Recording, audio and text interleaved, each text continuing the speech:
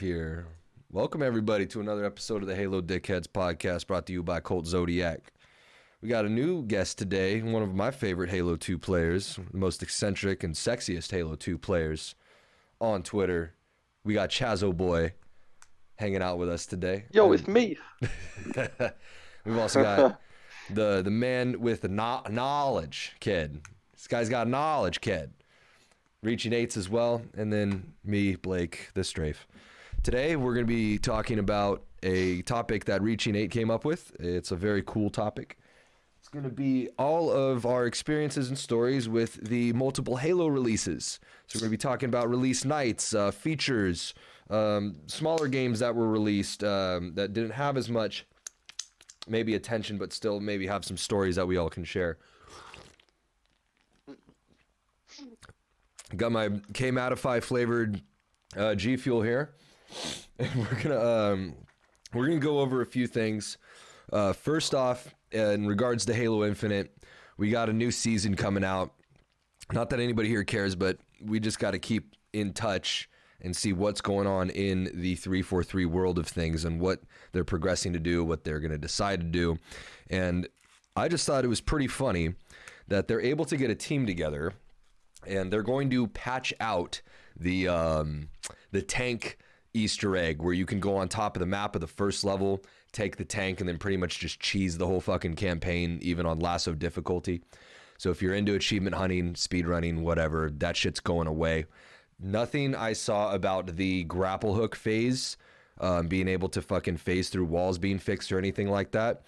But I just find it very interesting that there's this much focus on something that's become kind of a core part of the speedrunning community when the game itself still has a lot of desync issues, networking issues and such. So, but they've decided that they are going to target pretty much the only dedicated fan base of that game aside from HCS, and the speedrunning community is now losing their tank shortcut.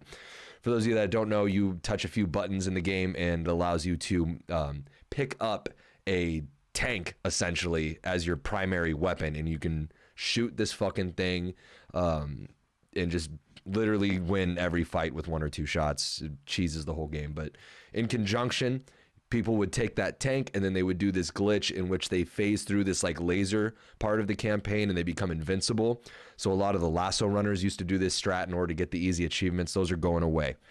I don't know about the invincibility thing going away, but I know that the tank's gone.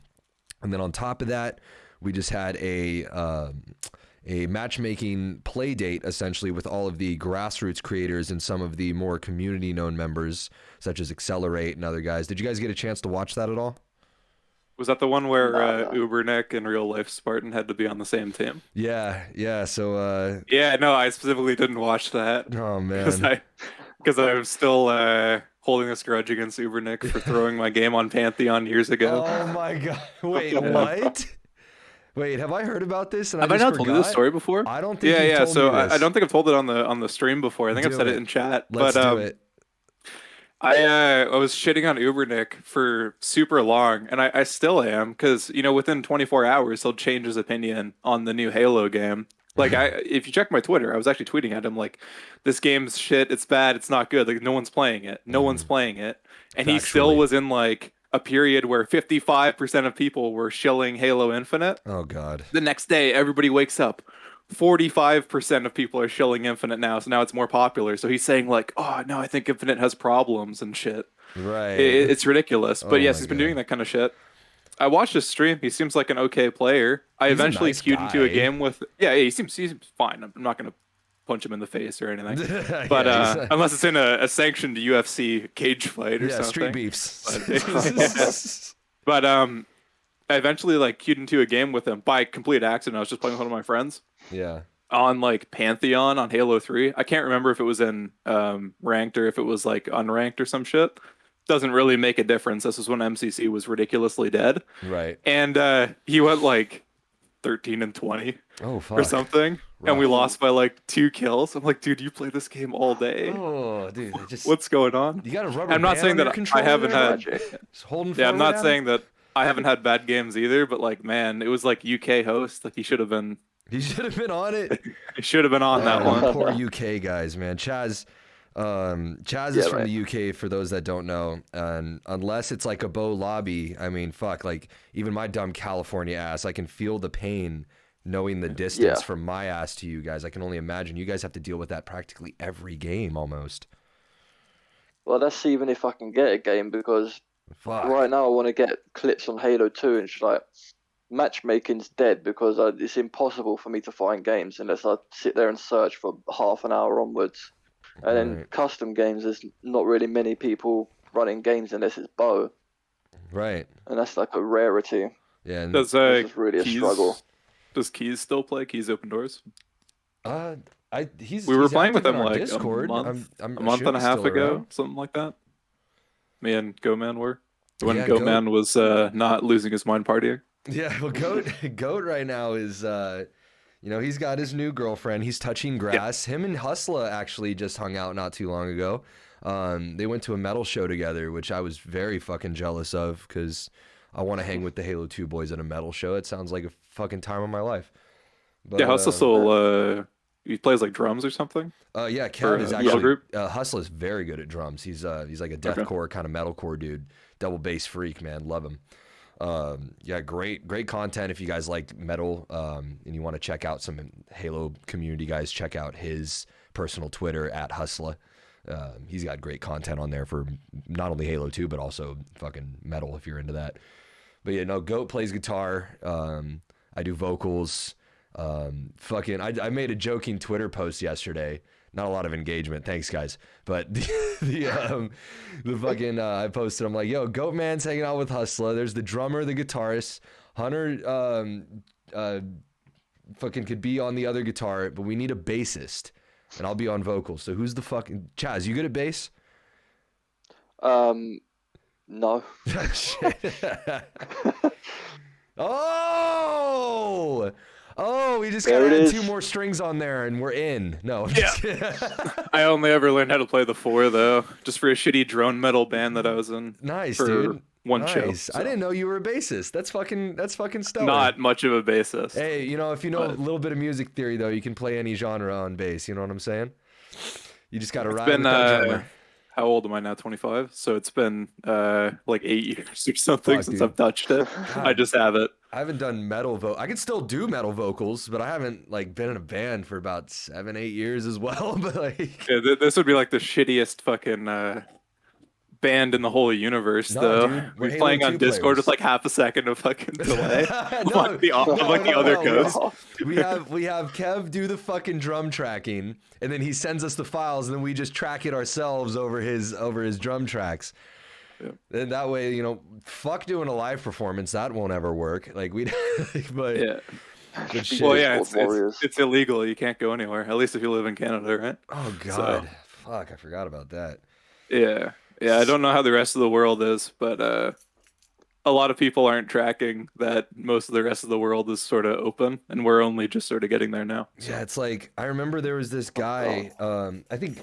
So there's this drama going on in the Call of Duty world over accusations and content creators and shit. We already know people like fucking Whale Boxer and Demon and all the script users that are in MCC, but it's fucking really bad over in Call of Duty because a lot of these dudes are actually successful streamers using this shit. So there's this YouTuber named Bad Boy Beeman who's like he's a hacker or whatever, but he makes a whole YouTube video channel about people will submit clips of streamers cheating and shit, and he'll explain what programs they're using, how they're doing it. And he's gotten a lot of flack because he's accused some of the bigger streamers more recently of having shit like that with clips that have been submitted to him. And you look at the gameplay nowadays versus 2 years ago when the game first came out, all these streamers all of a sudden their aim's not as good, they're not sticking on their target as much ever since this guy started making videos. So long story short, fucking Z-Laner is from Canada, and Bad Boy Beeman is from I think Ireland or something, and Z-Laner was just fly out to my fucking house, dude. Fly out to my fucking house. Come see it this way, Bad Boy Beeman. Come fucking see it on person. And Bad Boy was all right, well, once your country allows me to fly there, I will come. So it's been fucking forever and ever. And like just now, these last few weeks, like Reaching was just saying like they're just starting to let people in, and Bad Boy's been coming out like, hey, Z-Later, guess who can come visit you now? And of course, like he's like, oh no, that offer's expired. Like you can't go. Like blah blah blah blah blah. It's like it's so fucking funny. If you guys want to kill some time and see some fucking esports drama, look no further than the Call of Duty Warzone fucking Bad Boy Beeman drama. That shit's hilarious. Well, that shit's getting out of control, right? It's amount of like cheating and scripting. It's flagrant. Yeah, in COD, it's fucking like Halo has a few guys and like a few players, but we like you can fit all those names on your hands. Like you can count all those people, right? Yeah. Well, yeah, Halo has a few like 2 hands worth of people scripting. Oh yeah, but playing itself, yeah. Right. Fuck. God damn.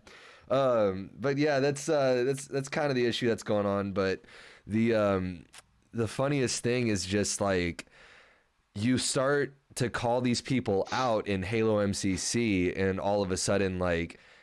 Cause like there's only 30 of us that like actually like grind Halo 2 like fucking sweat lords, you know? So like. Yeah. Like a good example, we had Demon in our lobby like weeks and weeks ago when Goatman was just Goatman knows how to double shot, but he's never done it for like clips, for like a Jaro or things like that. He's very methodical. We'll just get the Jaro with a headshot, you know, he won't be flashy. But he's been going for it more often, and he's been dropping like double shot trocs and shit like that. But in order to get better, him and I used to run these little exclusive invite-only FFA lobbies where we would only do button combos on midship. So like every BR fight, you got a quad, you got a fucking RRBX quad, you got a BXR, BXB. There's no just regular run and gunning. And we would do that for about 50, 60 kills to really fine-tune in our combos and such.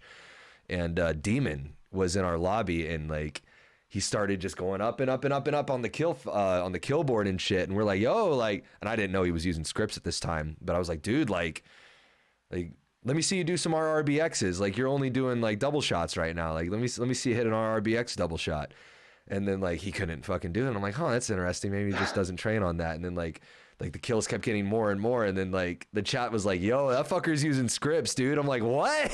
So sure enough though, like, you know, we talked to him about it, and he's like, yeah, I've got a fucking Cronus, like, and I have like this game pack from fucking somebody or whatever that has scripted quads and shit like that. So I'm like, dude, get the fuck out of the lobby, right? Yeah. But it was funny because like I was practicing my RRBX quads, and like I do a RRBX phase through him to like the melee cancel shit. You can do it with an RRBX. Yeah.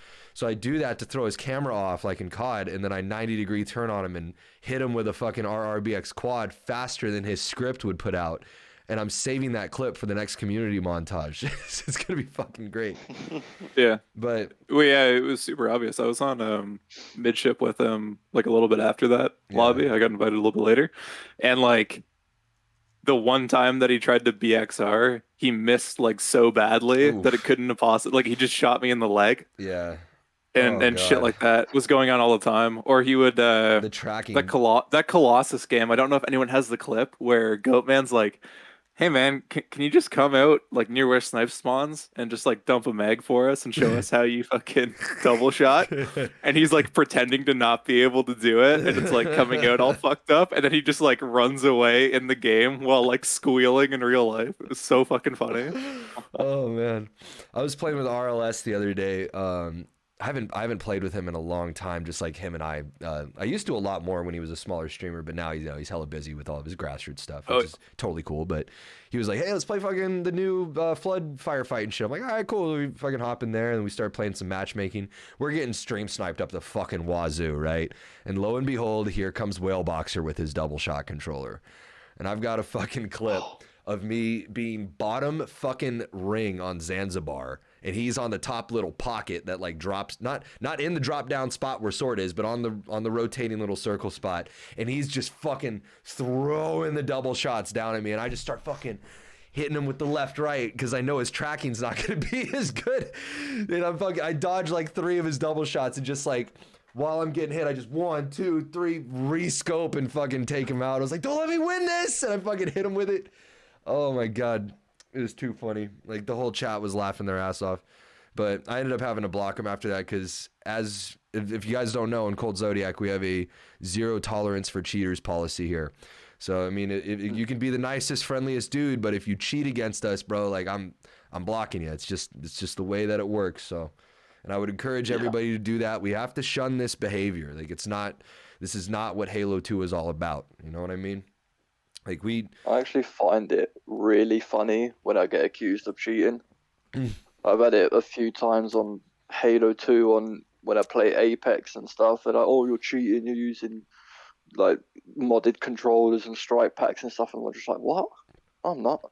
Oh my God. And I just send them a clip of like my raw gameplay and they just don't reply. It's really fucking hilarious. Dude, I have so much shit in the chat already. Like, I haven't even checked it out. Okay, Sharticles, what up? Efren, what up? Juan Shot, glad to see all you. Happy Easter, everybody, by the way. Hope you're all having a good one. You had some good food and talked to the fam bam and everything.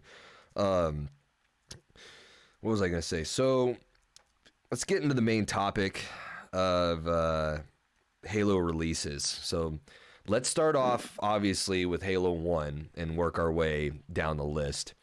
Now, I played Halo 1, but I was not there for like the release or like a midnight launch or anything like that. I was too young, couldn't buy the game legally on my own. Like when I went and got it, my dad had to come with me and show his ID and all that for the M-rated games and shit. But Exotica has a really cool Discord. Let me see if I can link it right now in the chat that everybody should check out. It's called Project Reclaimer. And I'll bring this up on my stream right now, but you guys can see that there's all kinds of stuff from 2002 Halo Japan Championship tournaments, release parties for Halo 2, and we're going to go over a bunch of these pictures later, but 2001 CE, as you can see here, we have like a couple of original model Duke controllers, old school Xboxes. There was like release shows here. You can see Microsoft. This was in 2001, when that's Bill Gates right here talking about the release of Xbox, and just look at the aesthetic of what Xbox used to be in terms of what it was. I mean, this is just absolutely fascinating to me. These pods here with the big screens above, like you're in a fucking Walmart like game section and shit. Like this was the Kino fucking shit of the time, man. And look at this interface. Like this, if you guys remember this from back in the day, like they need to go back, in my opinion, for these like default desktop interfaces for the Xboxes. This looks like it's straight out of the fucking Matrix. You know, looks high tech. It looks like you're really playing on some kind of machine that's like a beast with a beast game in it, you know, and that was Halo CE. Well, they were really trying to push that they were American, right? That they were like a Western kind of thing. Obviously, some of the aspects are clearly based off like import Japanese motorcycles and stuff in terms of like the interface and the design.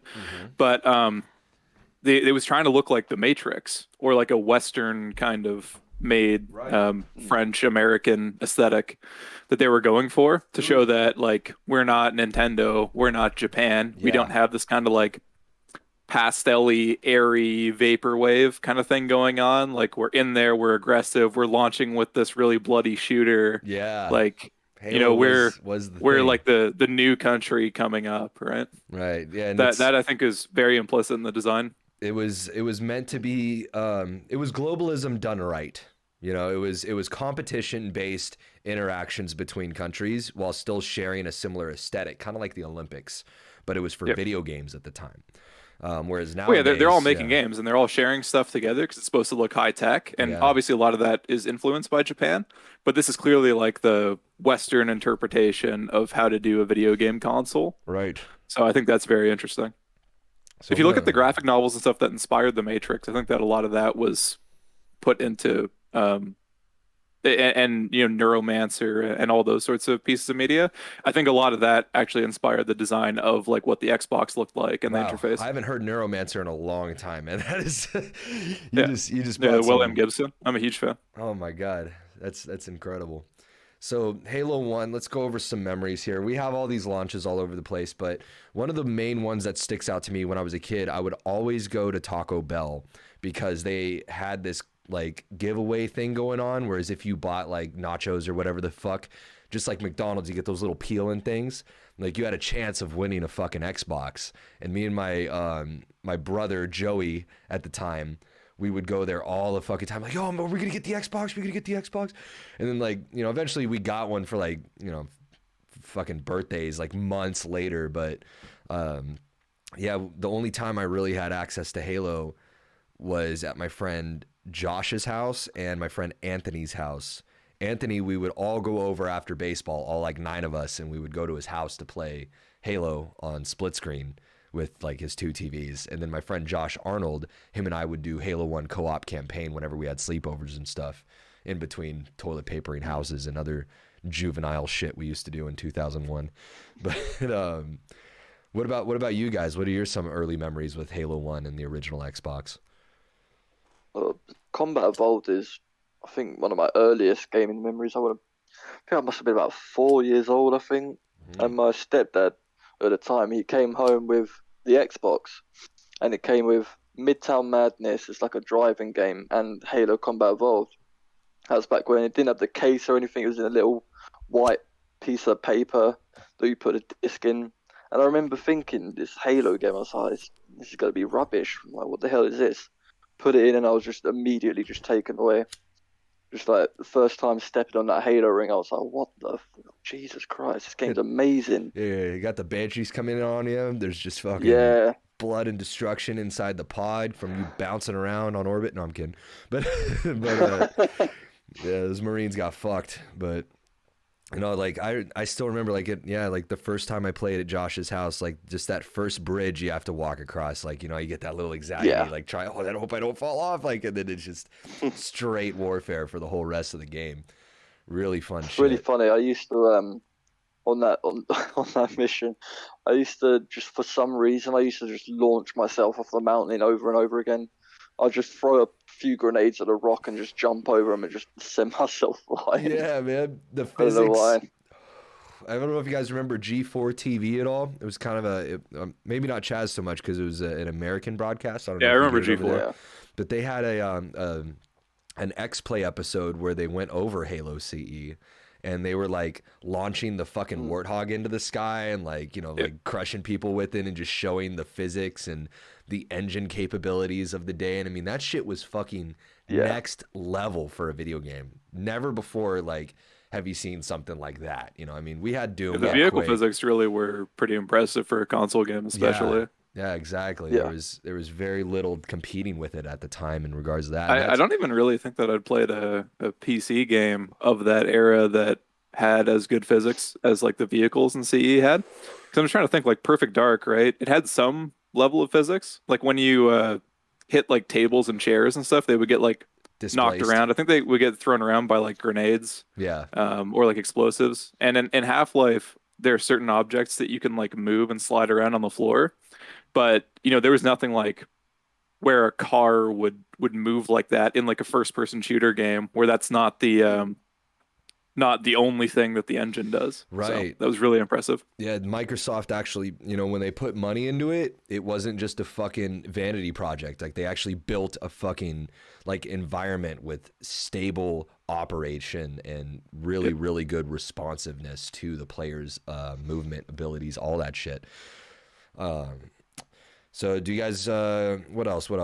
I remember. Well, I was going to say what? Oh, sorry. My experience with Halo C is a little bit different. I think I'm probably like a little bit younger, maybe, I don't know, 3 to 5 years younger than both of you from what it sounds like. No, I'm 24. I'm 30, so. Okay, so I'm actually a year older than you. But I first played Halo CE a little bit before Halo 2 came out on the Xbox.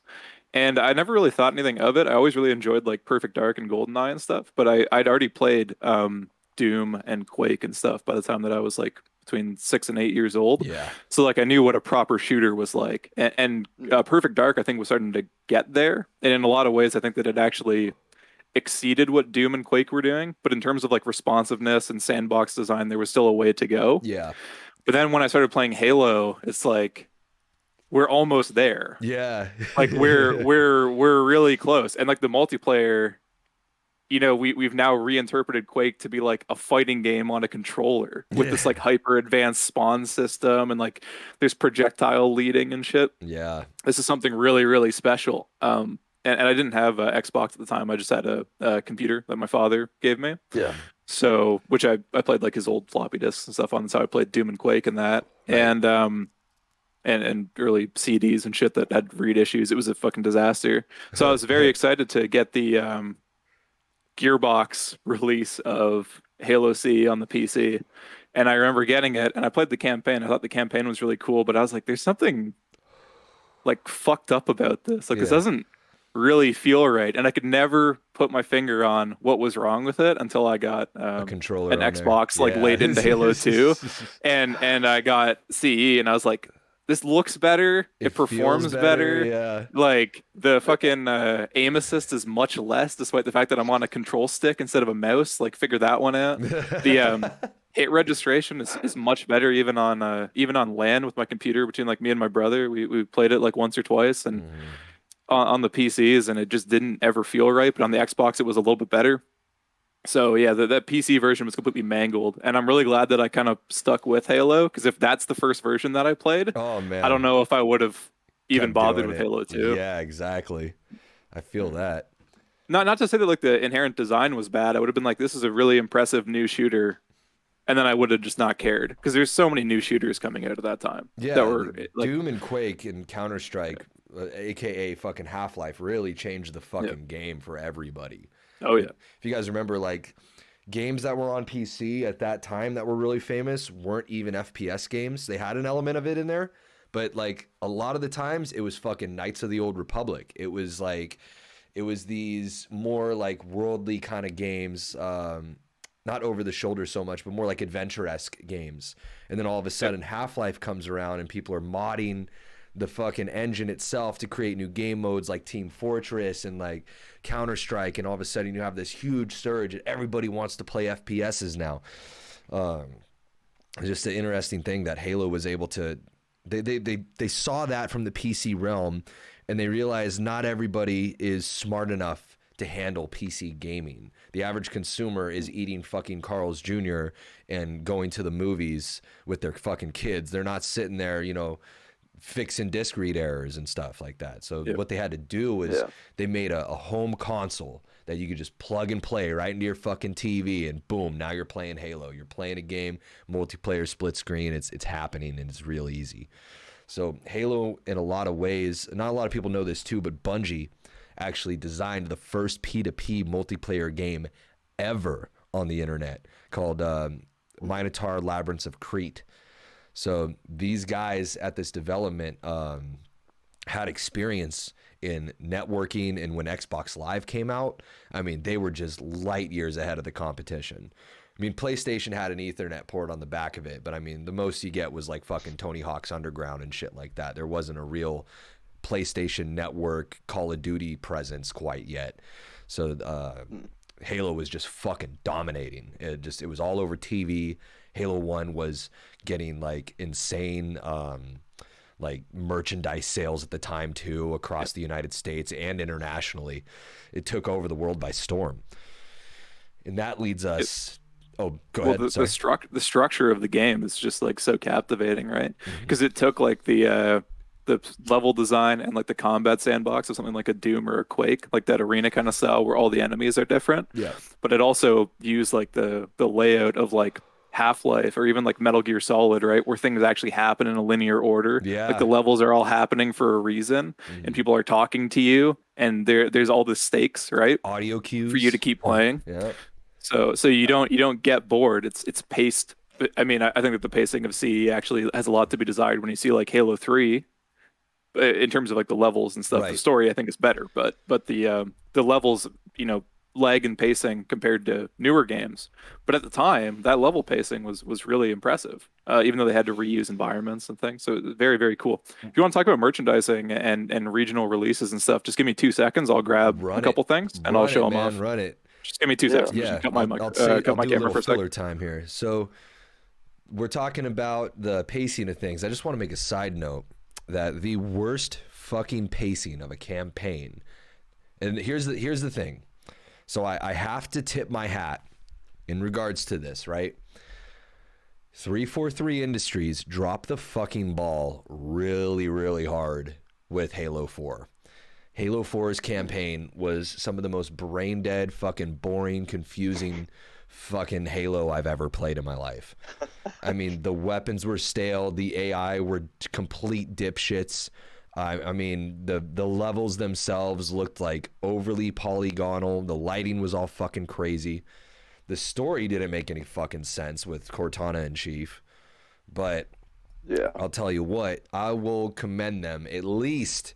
I mean, I may not like the multiplayer, but I will say, hey, at least in Halo Infinite, I could fucking get down with the storyline. And that's just me personally. Yeah. You know, I enjoyed the campaign on Infinite. Yeah, it was a good story. I enjoyed it. I like the little bounties that you can do and stuff, like upgrading your Spartan to have abilities. It felt like it's like a lot of the times, like the multiplayer and the campaign in Halo kind of roll over each other, but I felt like in Infinite, like the campaign is drastically different experience, but I digress. Yeah. Good job 343 on improving since Halo 4 for the solo player. Just keep doing development. Just give up on the multiplayer, man. Trust me. Just focus on MCC. Let them have their Bungie shit, and then you keep doing these good fucking campaigns. The motion capturing, the acting, all that shit's on point. No one's criticizing that. Keep going with it. Anyway, Reaching Eights has got some merch. Yep. Let's see what we got let's here. talk about what actually ended up coming out before Combat Evolved, because I knew it was going to be big. Mm-hmm. Here's Fall of Reach. Yes. This is one of the original printings. You can see how absolutely fucked it is from me having it when I was younger and reading it a bunch of times. Right. This, I would argue, is almost more important than the game itself, because it showed the merchandising possibilities of this as a multimedia franchise. And it also explained the story for people that were interested in playing CE and understanding what was going on when that started. So I'd recommend people still pick this one up. I think that they've actually reprinted it a few times, and they've tried to rewrite it so that Halo Reach makes more sense, but I wouldn't follow that one. Do you know about that author before you move on from the book? Eric Nyland, yeah, I do. So he's, if I'm not mistaken, he also worked on Gears of War 3. Yes, he has a PhD. Yo, did I just get a raid? What is this? What's going on here? Someone's putting raid in the chat. Who's raiding? I don't see any on-screen alerts though, brother. Raid?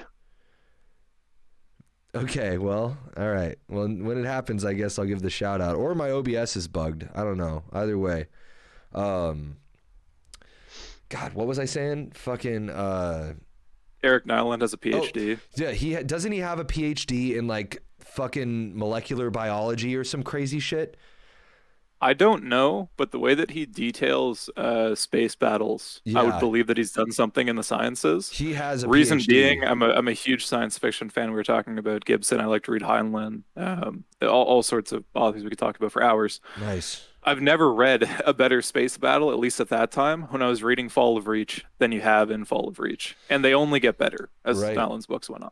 So. Now, yeah, and he did what, like 3 or 4 books that were considered the baseline of what Halo lore actually is.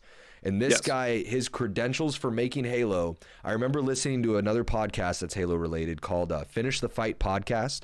If you guys haven't heard of them, go check them out. Really, really cool dudes. Hey, what's up, Untouchable? I see you. But they went into like a deep dive of that like book and a few of the books. And I remember, not super specifically, but I remember them saying that he wrote these in the way that he wanted Halo to be as scientifically realistic as a science fiction book can be. Yes. Like he didn't add like any fantasy elements to this. These were all concepts that the leading scientists of the day that were like, this was early 2000s. So like gene manipulation and like understanding the human biology had never progressed further and like exponentially as fast than any other point in history. So Halo is the byproduct of that zeitgeist of the time. You know, it's this minefield of everybody wanting, and I say mind, M-I-N-D, field of everybody being in this hyper-futuristic, realistic still kind of mentality, very matrixy. And this isn't something that we're reading into it like this is genius, like in retrospect, where we're looking back at it. People were saying this at the time. If you look at the GameSpot review for CE, they actually relate it to Half-Life and how it actually might be better and they say that it's like one of the hardest science fiction first-person shooters ever done. Yeah. And that's for a reason. Like, they actually tried when they were talking about this shit. Absolutely. So, very, very serious. Really, really excellent book. Nyland and Dietz, and I think it was Staten that did Contact Harvest. Yeah. If you look at those, and Staten obviously wrote for some of the Halo games too. If you read into those, it actually makes the original trilogy and ODST much more rewarding, and everything that came after just a fucking joke. Yeah, because it ruins everything. They changed authors, and it changed the fucking lore. Like the new author, and it's just like the classic story of 343. Well, Karen Travis, who I mean, I can just go start grabbing books from everywhere around my house, but please, she wrote the Republic Commando novel. I think there's like 2 or 3 of them. I read one of them. Really good, actually, Karen Travis. So they were like, oh yeah, you should write some Halo. She did like Glasslands and stuff. Right. This is junk. Yeah. Whereas like First Strike and Fall of Reach and shit, like this is fucking primo science fiction. Yeah, I mean, you had to have the mind of a literal PhD in some kind of chemistry field to come up with the details that this guy was, and he did it in layman's terms. When you read in the book, like it's not like, oh fuck, I got to go like read up on my molecular biology real quick, like in my old textbook somewhere. No, like this guy is like, yo, this is what's going on. Here's the picture that I'm painting. And then here's little hints every now and then of, you know, how to unravel to put it all together. A really good thing is the Spartan Augmentation program itself. If you guys haven't seen how that all goes down, you should look up Installation 00 on YouTube and look up the Spartan Augmentation video. Fair warning, there's a fucking like brain surgery like live like video in that video, like explaining things. So if you're sensitive to fucking hardcore surgery or like mutilation of bodies, watch out. But I think it's like the brain swelling operation where they have to drill reliefs in the person's head. That they use that as B-roll when they're talking about the neural augments. Right. Right. And it's like, if you're not used to that kind of shit, watch out. Cause I was showing my coworker the other day, and like it hella caught him off guard because, you know, he's also a Halo player. But I was like, "Yo, have you ever seen this video?" Like just to fuck with him, and then like the brain surgery. He's like, "Oh shit!" And then he's like looking at it. He like starts getting close, you know, like actually getting into it.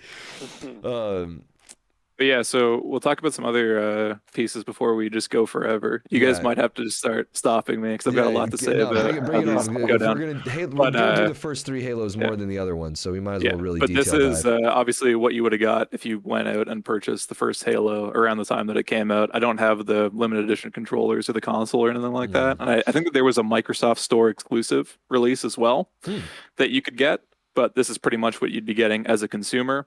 An important thing to know if you're collecting Halo is the LAN capabilities of the games are different depending on what number is on your disc. There's some numbering on your disc.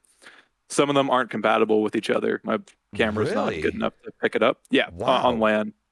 You can have issues. Is it like a different patch release or something? Is that what's going on? It's like how you ever played Super Smash Bros. Melee? Yeah. Where there's different numbers on the discs that are different patch numbers. It's got to be. Yeah. Oh my god. Wow. Because they didn't have patching back in the day. Yeah, like you can't. Yep. Well, it makes sense, but fuck, I knew in the speedrunning community, like the deepest I knew about that kind of shit was that like the languages in Halo 2 and Halo 1 have different load times, but beyond like disc compatibility, fuck, that's deep. Yep.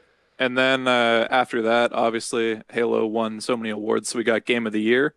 This one's shiny. This one's still sealed that I got. Ooh. Not as valuable as the original. But you'll see it's got like a shiny sticker, Master Chief's look at that. Visor kind of shines. Yeah. Because it's got a coating on it. So I've got a bunch of those. They're even cheaper if you're trying to collect. Does that have a 2-month in it? I don't know. I'm not popping that one. They're only $70, I think, right now, Canadian. So you probably can get one for like 40 if you finagle. That's how I did it. Nice. And then you got your platinum hits, the white box. Or the silver and box. Instead of saying Game of the Year, because this is a couple years later, it'll say best-selling Xbox game on them most of the time. Yeah. And then for our regional audiences, obviously our Platinum Hits PAL. Wow. Yeah. Look at I really like how the collections on these kind of look like those PC game compilations of the time. I think that might be a holdover from how England especially was more into PC gaming, as well as France. Yeah. And I especially really enjoy the Japanese cover. Ooh. If you get the default, this Master Chief covers like the whole front of the box. Damn. It's really, really cool looking. This is the Platinum Hits version. That's like you're just straight really in the fucking game right there. Yeah, really, really beautiful disc as well, and really cool manual. Look at that. And this is sort of the beginning of Japan's love affair with Halo, because it's one of the few games that actually sells well in Japan. Right. That's from North America. That and Titanfall actually do remarkably well. Not well, but as American games being sold in Japan, they actually do pretty well. Yeah, that's outside of that. Gorgeous. If you want to talk other merchandising, some people might recognize this. This is a Joyride figure. This is before McFarlane Toys picked up on Halo. So these are quite large in comparison with the McFarlane Toys. Just look at it in relation to where my hand is. I don't want to repose it because they're extremely old and creaky at this point. But they came with these little things, these Halo guys. I had to get these separate. That would be hours of stories in and of themselves. Is that like a mount, or is that just like a graphical? Yeah, you could put his foot onto this post here. You can see it. It's kind of sticking up near where my cheekbone is. A little nub, yeah. And you could have Master Chief stand up. This guy is like 8 inches tall or something ridiculous. They're really, really cool. The McFarlane toys ended up being much more common during Halo 2 and Halo 3. That's what you would have seen on like RB and the Chief and that. Right. But the Joyride figures are OG. Yeah. And really cool. The late publications of these, the late runs of these, and I have one of these, would come with like battle rifles because they were mentioned in the books and they knew they were going to be in Halo 2. Oh, so it's a little pre. Yeah. See, so they already knew what was going on with the toys for Infinite. They shouldn't have left it at leaks. They should have just put in these little things like these guns and really like showcased it. Instead, they were just secretive because they knew it was going to be shit. No, I'm kidding. Well, they have actually, in a way, done that. One of their Lego sets actually had Spartan Locke's armor on a grunt or something before that was in the game. Oh shit, that's funny. So let's move on or to Halo Mega 2. Blocks. Actually, not Lego. You know what I mean? So Halo 2, Halo 1 took the world by storm, and people wanted more. So they went over and they wanted Halo 2. Now, we've done plenty of deep dives on Halo 2 on this podcast in regards to the programming and all that shit. So if you want to check that out, just go watch our older videos. But what we want to talk about tonight is where were we when Halo 2 came out? What were we doing? Now, I still remember when Halo 2 came out in my town. I went to the local GameStop where they were doing a midnight launch release. And my local GameStop every year would have a tournament and give out a free copy of the game to the top 3 performers. Now, this is where it gets a little weird because it's 2004, 2005, right? And if you've seen our podcast, Goatman's busted out the old MLG rules from 2005, and there's some wacky shit in there that a lot of people don't even know about, including the FFA like settings and 1v1 settings and stuff.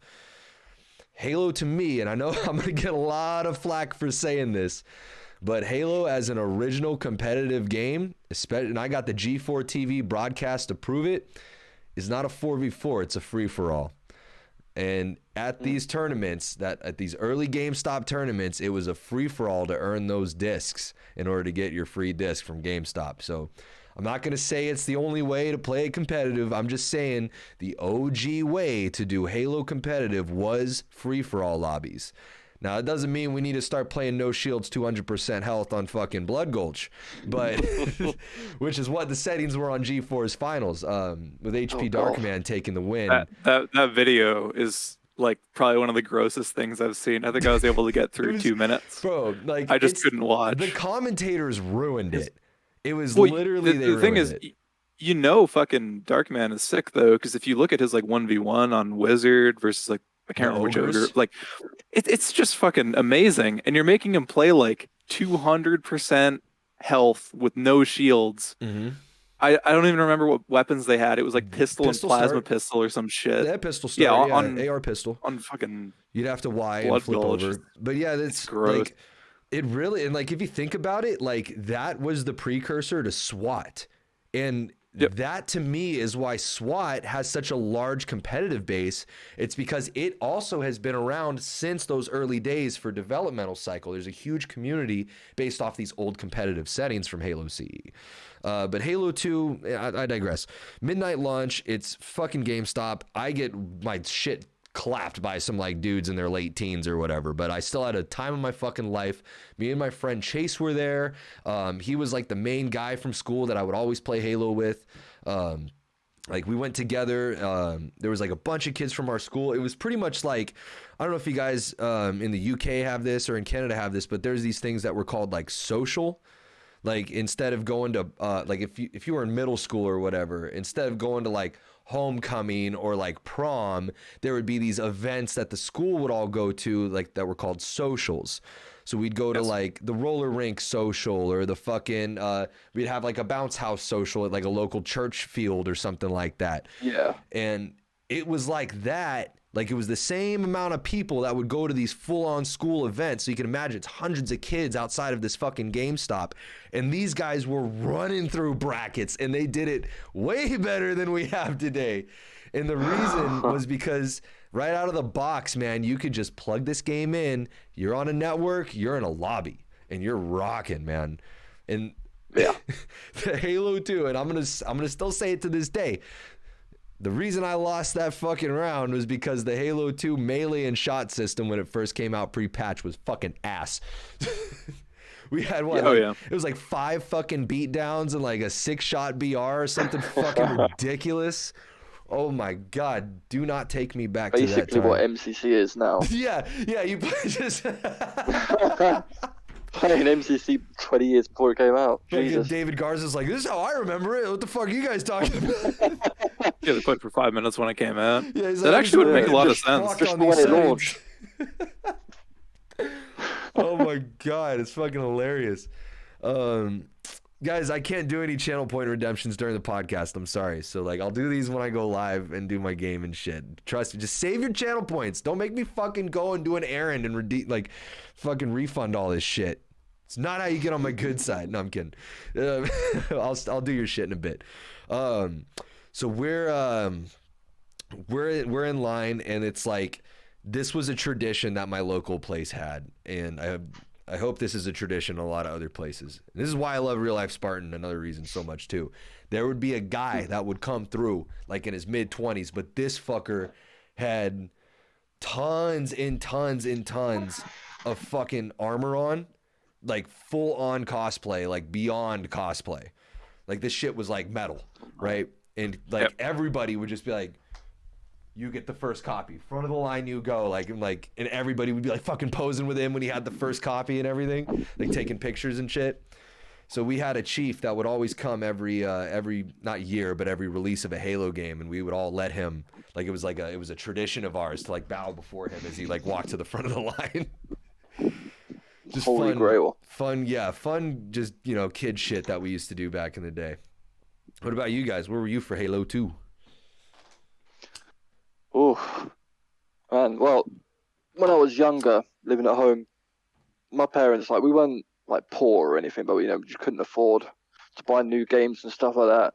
But my friend who lived above me, he had Halo 2, and he's like, yeah, come play this new Halo game. And I was like, oh, okay, let's try it out. And I remember we just split screening on that game. It was just ridiculous. We used to run around on coagulation. We'd have camo on and try and find each other. Even though it's split screen, you could see where we are. We just used to try and find each other. Hell yeah. It was like, that game was just different, man. Right. There's so many like fun spots to go and shit too, like in those hide and seek. I still, when I do community game nights, I still load up the hide and seek game type where there's like we're all on fucking Ivory Tower and we're all nerds now, so we all know the trees and like how to get in like weird nooks and crannies behind the boxes, bottom shoddy and shit. But and we're like all still pulling this shit out on each other nowadays. So you start to, oh shit, Go was there. I haven't seen that spot in fucking years. He's like, yeah, I didn't want to bust this one out, but I'm winning this one. Fuck, man, there's so many good memories. And like, actually, remember on the Halo 2 campaign, the scene that you the first mission you play as the Arbiter and you've got an energy shot. my mind just went, oh, what? Yeah. Players in Elite? Holy shit. Yeah, like being able to pick up the sword for the first time. Ooh. Yeah. You'd always kill that fucking gold elite from Halo 1, and then his sword just disappears, and you're like, fuck, give me that. Yeah. Oh, man. And then, fuck, speaking of G4 earlier, do you guys remember this? Of course, I'm sure you do, but the Scarab Gun, they had a fucking how-to video on how to get that shit, too, speaking of crazy weapons. Oh, yo, what's up, Jerry? Yeah. Best hide-and-seek spot is a tantrum head in the wall in a corner. Oh, Christ. Bro, tantruming. Oh, my God. We didn't talk about that in the button combo episode or anything. Chaz, what's Bo's montage where he hits that fucking tantrum when he's on, like, the S1, like, grenade spawn lip? You know what I'm talking about? Oh, shit. And he, like, it doesn't show him visibly, like, on lockout, but he's like floating from his POV essentially. Yeah, he's on the axis. Yeah. Fuck. I can't remember what it's called. I can never remember, and I don't want to sort through hella. Even though I enjoy watching them, it's like such a rare niche clip. But I was trying to tell Jerv the other day, and I couldn't remember the fucking name of the Tosh. I'll have to ask him. I can just ask him. Isn't it the video that's got that like? There's like no music. It's that weird like demonic ASMR shit. I love that shit, bro. Don't get me started. Oh no, that's the meditation it's one of the music to Arcane me. Dimensions playing from Quake 1. I can't remember which one it is. Shit.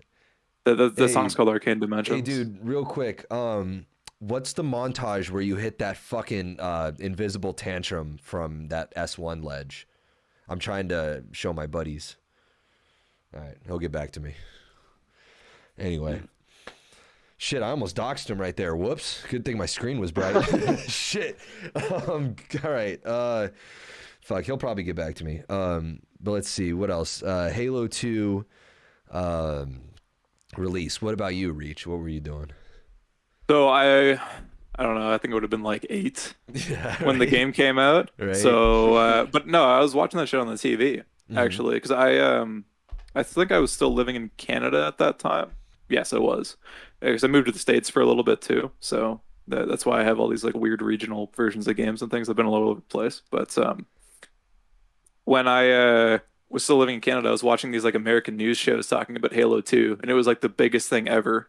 There were like businessmen lined up outside of there were game reviewers, because game reviewers for like the big corporate magazines at the time would still show up to places dressed like stereotypical journalists, wearing their like suit and playing Halo 2, but they didn't like, no one knew how to hold the controller at the time. I'm sure that like people who gamed a lot were figuring it out, but you still would see like double claw where you hold the controller like this, like both sticks. Yeah. I'm sure it sounds stupid now, but like anyone who started playing Xbox early has a weird grip. Like I have a weird grip that. Because you can claw like that. People would hold one of the sticks with their finger like this, and then use so they're all holding these controllers like totally fucked up and things like that still with that left claw grip sometimes. I feel it. Yeah, so sometimes it makes sense if you've been doing it for so long, but these people clearly, didn't play Xbox that much, or they were still getting used to it. Yeah. So I could see what was going on there, because it's like, oh, these people are like not gamers, but they need to do these reviews. Yeah, there was like they're holding it like footage an N64, like hella fucking just. There was some like grainy footage of like random local tournaments. Oh man. That they were getting from different. I think it was in like Virginia or something. It was somewhere on the East Coast, because that's the time zone that I was living in at the time in Canada too. So that's when I'd be seeing the show on the news. It was like some dingy basement with like 1 billion people, and it looks like a fucking metal show. Fuck. And they had those like capture cards with like barely 240p quality hooked up, and they're cutting between the footage really badly, and it's showing like noob combo double kills on lockout and shit. And I'm looking at the shit like, man, I gotta get in on this, because this looks like the Quake tournaments that I seen footage of already. I was like, man, this looks amazing. This is like a game that everyone's gonna be playing. I know it's gonna be huge. And then I'm hearing that the game's already sold like more copies than Combat Evolved. I think Combat Evolved was like 5.5, 6.5 million or something like that. Damn. Halo 2 sold that in like a couple months, at least, like and then it went crazy. It sold like almost 9 million copies. Yeah. By the time they stopped keeping track, right? Yeah. So it's just skyrocketing like crazy. And that's when I realized I had to get in on that shit. So I eventually did get an Xbox in like 05 and start playing. Yeah. I thought it was just a sick game. I was already able to tell when I was just seeing that early footage. I was so excited because it was so fast. Right. Like the way that the TTK Spartans was moved going. around. Yeah. And when I first started playing it, I was like, I liked how the animations were so quick, but I didn't like the weapons or something. And then I remember playing like Beaver Creek, because Battle Creek was always my favorite on CE. And I was playing like Beaver Creek, and I was like, man, like you can actually feel the way that your Spartan's boots like grip the ground. Like he turns in that really immediate way. It's not that like he's really like leaning CE and moving. thing. Yeah. The responsiveness of the jump is faster too in Halo 2 compared to CE. Oh yeah. And the scoping, when you're doing lightning snipes in CE, there's actually more of a delay between the actuation of the scope and the trigger pull. Joey is like a master of that fucking timing. But yeah, like whenever I like play. Yeah, whenever I fucking jump on like CE and I'm trying to do it, it's just like scoping and not shooting. I'm like, fuck, hold on. I fuck up so many shots. It's bad. Don't watch me when I'm playing CE. Just point and laugh. But yeah, for that moment, I was super excited, and I eventually did get it, and I got the Vista version as well when that came out because it had like the level tools, which were really amazing. But I don't really remember any good mod levels. Came out for that game. Like there weren't any major ones, at least on the servers that I played on, which was disappointing. Yeah, because it had like a very advanced. It was almost like what's called Doom Builder or Hammer or something like that. But for Halo 2, it was really amazing. There was the only one viral map type that was not Bungie made from Halo 2. If you had to know somebody in the modding community. And we used to have this guy who was he was also a machinima artist. He modded for the sake of machinima. He wasn't going into matchmaking, taking people's fucking Microsoft points to get them their fucking 30s or whatever. This guy, he would, some of his works include D-Day, if you guys remember that from Halo 2. He did that as well as like the Boondocks, like because the Boondocks on Adult Swim was huge at that time. He used to do like reactuation of scenes from there. Like he did one of them when like they're shoplifting from the convenience store, and then they start accusing the dude of being a terrorist and like going off on him and shit. Like they redid that scene. But Hello Cat, he also made one of the first race car tracks that you see from Halo 3 Forge a lot. And this was on, God, what's that? I'm drawing a blank right now, but it's that big snowy map that's a BTB map. It has the 2 tanks, 2 Banshees, 2 snipes. Oh, I know what you're talking about. Yeah. I only ever played it twice. Yeah, it looks like Avalanche, but it's not called Avalanche. Long story short. Yeah. It's that big ass map, and we would drive. It's the map from Death Machine 2 where Bo throws the grenade that blocks the Scorpion shot. Yes. Or where there's the 180 triple that Bull X-Ray pits in Bitch and Bull. Yeah. Or whatever that montage is called. That map has so much potential for more clips too. It's just never in the rotation on multiplayer. It's a great map. There's like 2 snipers on it. There's fucking rockets to contest for, 2 tanks. It's like COOG if it wasn't like one-sided on COOG in my opinion. It's very evenly balanced height-wise, everything. But I digress. What was I saying? We would take the Spectres out of the map. Like you could boost the Spectre and get out like in a campaign map back then. And he would have fucking like just assets of the bridge just like stacked on each other. So it was like a really crudely made racetrack in the sky above the map. And you could drive like, he would fly up there with his mods and then like shoot his plasma pistol and shoot a bunch of warthogs out of it. And we'd all hop in the warthogs and run on the track and shit for Machinima. It was featured, I think, once or twice on High Impact Halo. If you remember like that, like old website and shit. But fuck, man, those were the days, dude. Like Halo 2, like the releases and the art that was made from that and the overall feel of the campaigns, everything was just, it was rushed too. Like it wasn't even fucking complete technically, and it's still considered a masterpiece. Like that takes a very PhD minded story with a fucking MIT level tech crew, plowing through shit at the what is supposed to be the world's premierest, most expensive studio, you know? Like nowadays, like we're not gonna be able to replicate that kind of fucking glory. The first two Halo games were made almost by accident, right? Yeah. Where the first game was going to be like a third-person shooter and a Mac game and an RTS and a first-person, like all kinds of different shit.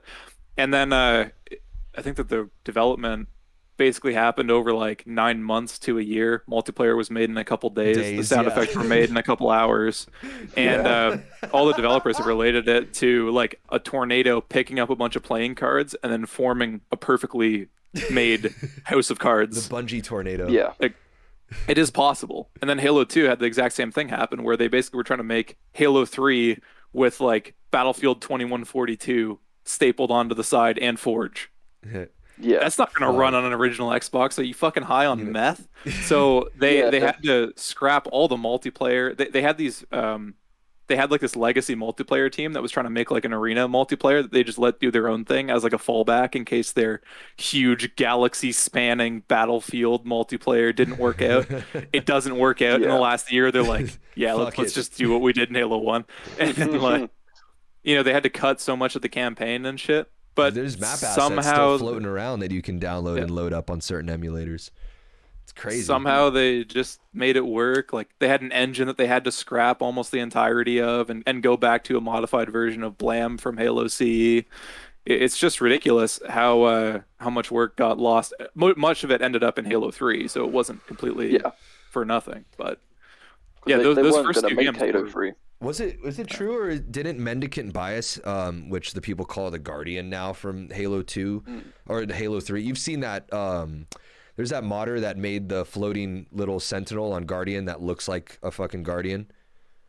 Have you seen that? Yeah. So Chaz knows what I'm talking about. You know that's actually Mendicant Bias is what that model was supposed to be after. Okay. Fucking crazily enough. So taking the assets from early Halo and implementing it later. I mean that's one of the files I'm pretty sure originally was from Halo 2 as well. There was supposed to be a mission called Forerunner Tank in all caps, where you would fight the Gravemind, and they had those there's like those super massive like heavy flood that never made it into the game. People have restored the function of them because they still existed in the game files. They would just stand still. Yeah. People have added the animations and things to them since, and they pick people up, and you could like ride the flood, and like there was all kinds of shit that they had to scrap. The Gun Goose was originally in Halo 2. There was sprinting and jetpacks, and fucking most of Halo 3 was also going to be in Halo 2. Like it's just insane the amount of stuff they had to get rid of. Yeah, it's. It made production of Halo 3 a little easier for him, at least with all those extra assets. But having to redo them on a new engine and shit is like, oof. Anyway, let's move on to Halo 3 since we've got all the Halo 2 stuff out of the way. Where were you guys on Halo 3 launch night? I didn't go to the launch or anything because I wasn't really allowed to do that. Parents were boring, but I remember for my birthday, I had saved enough money to buy a 360. So I went to a second-hand store to get it. And the clerk was like, because it's my birthday, he gave me a massive discount. I was like, sick. Yeah. He was like, pick a few games you want with it. I was like, oh, yeah, cool. I'll get Halo 3 and a couple other games. I remember booting up Halo 3 and seeing the graphics. I was like, is this real? Is this real? Right. Is this actually real? I just ran over to my parents. I was like, look at these graphics. This is insane. It's better than TV shows. Cool. Yeah. Absolutely, man. It's like my family too. I have my stepfather. I got him into Halo when Halo CE Anniversary came out, and he saw me playing it on the new graphics and everything. And he was like, oh shit, like this looks really good. Like, what game is this? I'm like, it's fucking Halo. He's like, this is Halo? And like, I gave him the controller. I was on the first fucking level. I'm like, fucking play away. Like, I put it on easy mode for him, obviously. But then like, he just sat there for a solid 9 hours and beat the whole fucking game. Just based on the graphical fidelity, like at the time. Yeah. It's, and 3 was, that was my regular dad. He saw that when he got it for my 360. I didn't launch night. I got the disc, but I didn't get my 360 till like December or something for Christmas.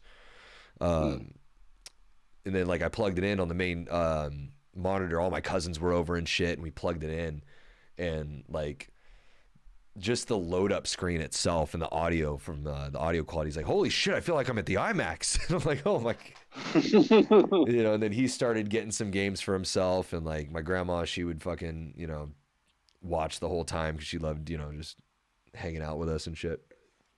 It was a crazy launch because like the first two, it ended up just be me and my friends. It was like kind of nerdy, out and about at the launch party. But then like Halo 3, I felt really brought in a lot of the broader audience, as Bonnie Ross calls it. Yeah. And like the ads for Halo back in the day were mostly on things like G4, Tech TV. They had like, you know, marketing promotions with physical items and stuff. But what really skyrocketed Halo in 3 that was unique, in my opinion, was the promotional trailer before release was broadcasted during the fucking Super Bowl. Like when Chief throws down the fucking bubble shield. I mean, in America, that is like, fuck. Like if you're advertising on the Super Bowl, like your stock value is gonna fucking skyrocket. Like even if you're a new startup company, it's that like level of market influence. So like I remember being like at our house, we had all the neighbors over, and the Super Bowl ad comes on, and I was just like, fucking, how old was I? And, oh my God, I was like early teens probably. And I just start like telling everybody, I'm like, shut the fuck up, everyone quiet. And they're all drunk as fuck because, you know, it's Super Bowl, and they're just like, what the fuck? And I'm like, watch. And like it comes on the TV, and he like throws it, like it shows the kids in the fucking field, throws down the bubble shield, and everyone's like, everyone got silent and was watching it. And he like fucking runs up on the brutes. And I still remember my neighbor, this badass dude, he's ex-military or whatever. And he was an electrician. His name was Larry. His kid Mitch and Tristan, or his kids, were like my best friends at the time that I would like hang out and game with. And he just goes like, well, looks like I'm using your Xbox for a few weeks, and punches his son in the arm. And he's like, sorry, son, that's my game. And he's just like, no, like hella fucking with him, like, no, Dad, fuck off. I want to play it first. Fucking, I think that's like, what were the sales on Halo 3? Do you remember? 15 million. I actually have a video on this. Jeez. That's called, what did I title it at the time? Sprint and other unnecessary mechanics are killing Halo. I made this video a long time ago. It talks about the sales and reception of all these I remember that games. video. Yeah. I thought it was well researched. There's one apostrophe that I put in there that makes me want to shoot myself every day. I used the wrong version of it's, and that pisses me off. But yeah, that video has a lot of information about the sales and things. Halo 5, they keep lying about the sales. I'm sure we'll talk about that later. Yeah. But Halo 3 has sold 15 million copies, maybe more. Oh my God. It was 14.5 when they stopped tracking. And if you counted like MCC, which basically sold on Halo 3, let's be honest, like it's just an astronomical number of copies for push for that game. But Halo 3, like, you know, we talk about Halo 3 in this weirdly dismissive way. It really is just the best. Like, at least at the time, are you really gonna? You go on. I think that Halo 2 is better too, and I think Halo C is better too in terms of like gameplay and shit. But like, have you seen a game where the visuals look like that on an Xbox? No. Okay. Or where like the physics move around.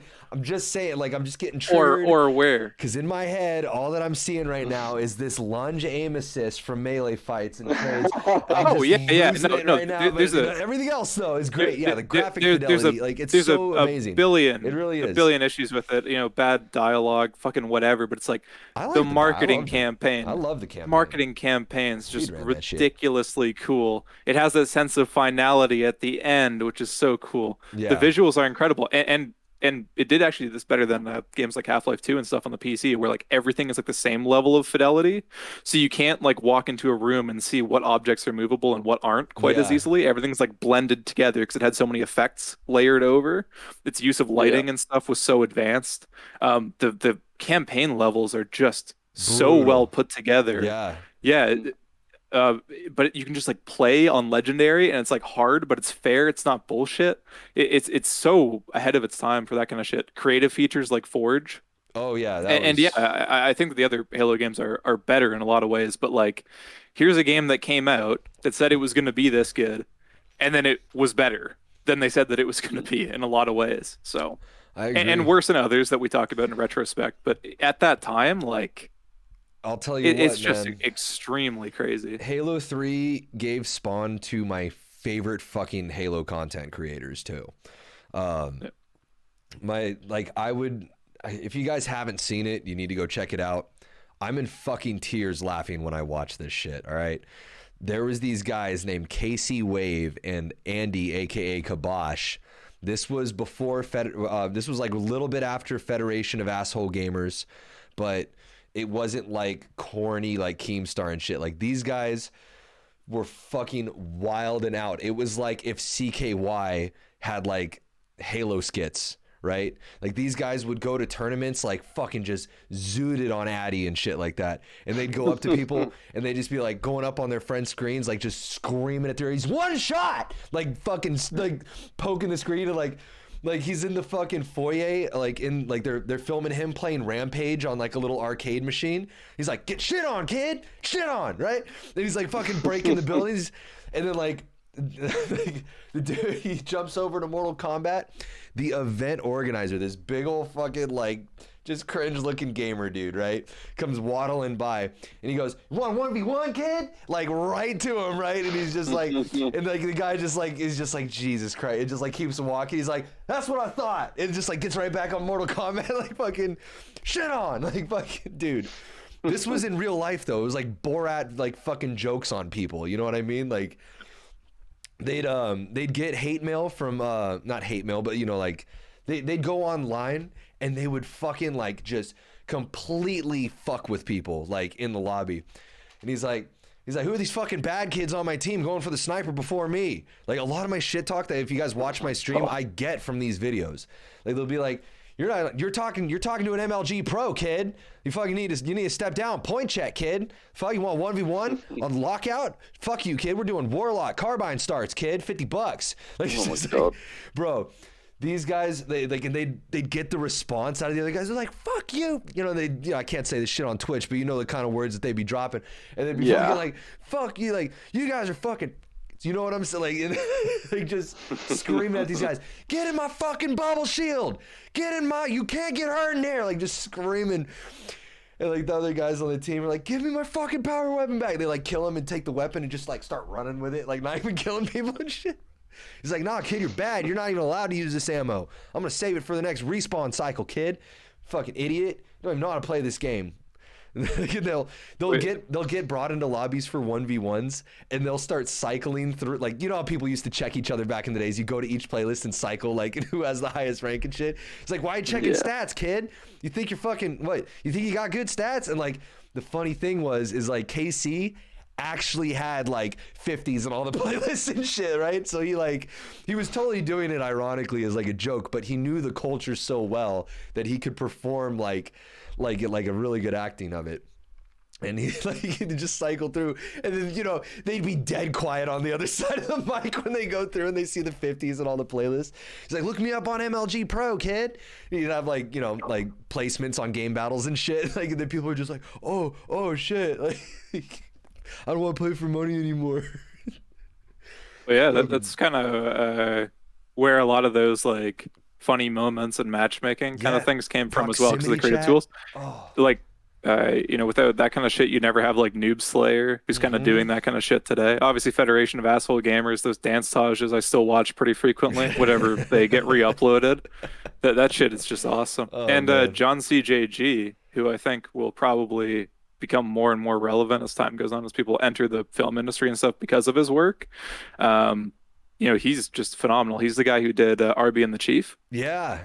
Just with the creative tools for Halo 3 and then later with Halo Reach, and the level of like advanced scripting and editing and stuff that you were able to do just by like moving the camera around and creating these forge maps and basically doing your demos, your game footage with like moving around different controllers, Right. and then going back and playing it back. Like that wasn't available on consoles before.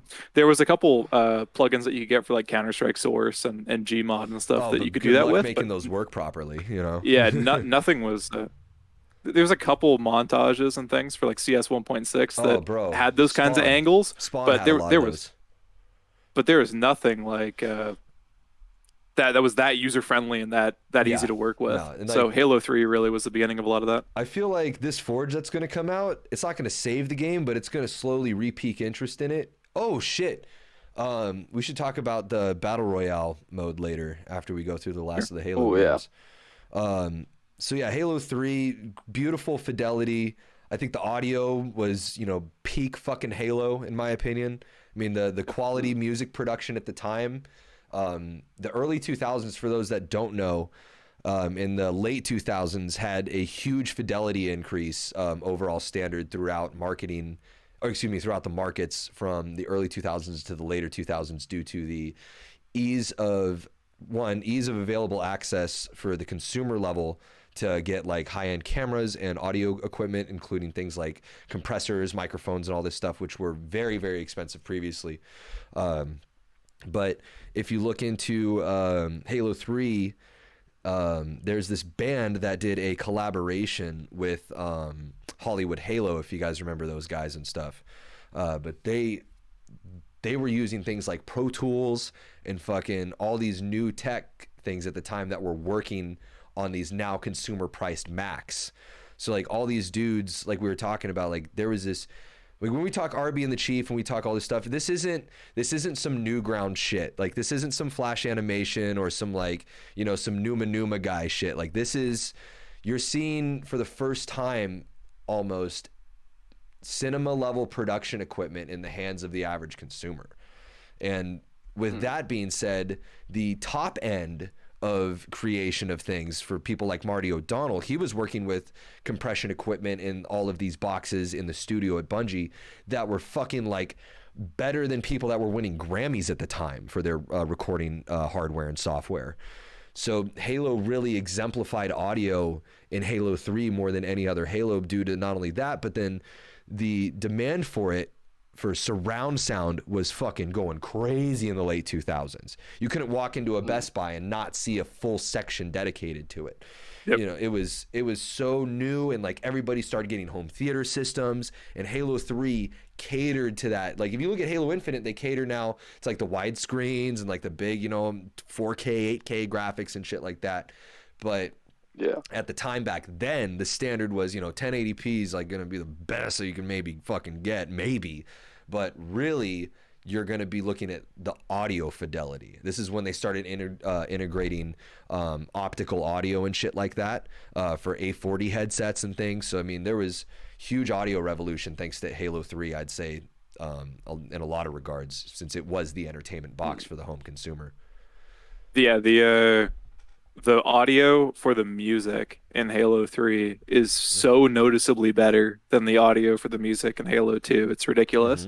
Like if you listen to that like Breaking Benjamin song when it plays in Halo 2, you can hear how compressed it is even compared to like a good YouTube upload today. Whereas if you listen to the music in Halo 3 on like the final mission or something, it's like pretty fucking good because you're on a dual density DVD. You know, you have the space for it. You have this really fast processor and a new console that can actually stream that to you in a decent quality. Lossless audio is such a treat that people like don't even understand it, man. Well, 343 can't even get it right today, right? It took them how many years to fix the audio in Halo 3? No, they won't. You know, Warzone's no better too, man. Nobody does it like Marty, man. That's all. Nobody does it like Bungie and Marty. That's all I'm gonna say. Well, let's move on to Halo Reach. So we've covered 3. Reach to me was a big fucking disappointment. Actually, hold on to that thought. I'll go grab some other shit to do show and tell with just for a sec. So you guys can talk about this and I'll jump in just a moment. Sounds good. So Reach to me was like a big shit stain because I started playing it during the beta before it was released. And I just remember running the free-for-alls with my buddy Chase, like I mentioned earlier. And my God, man, like the fucking game types, ugh, dude, it is just the bloom and the fucking needler rifles and like the sprinting and the armor lock and all this shit that they just brought in was so fucking just different. And like, I'll be honest, at that point, that's when I really made my jump, because I played it casually, but I made my main jump to Call of Duty about that time when Halo Reach came out, because I was just so fed up with Halo. I played a little bit competitively during the time of fucking no bloom, no sprint when it came out. And people that don't know about that, like that wasn't even an official Bungie made game type. It was a fucking, Shadowrun was, Juan Shot said, I believe Bloom and the DMR came from Shadowrun, yeah. Shadowrun was a competitor that a lot of the Halo pros were playing at the same time, that were at MLG events. So they were trying to get that influence in the game as well. But like the market thought that they wanted that, but they really didn't actually want that at the end of the day. Call of Duty, on the other hand, at that time, Modern Warfare 2 and Call of Duty 4 were coming out to be like the main montage creation areas. This is when FaZe Clan first started coming around.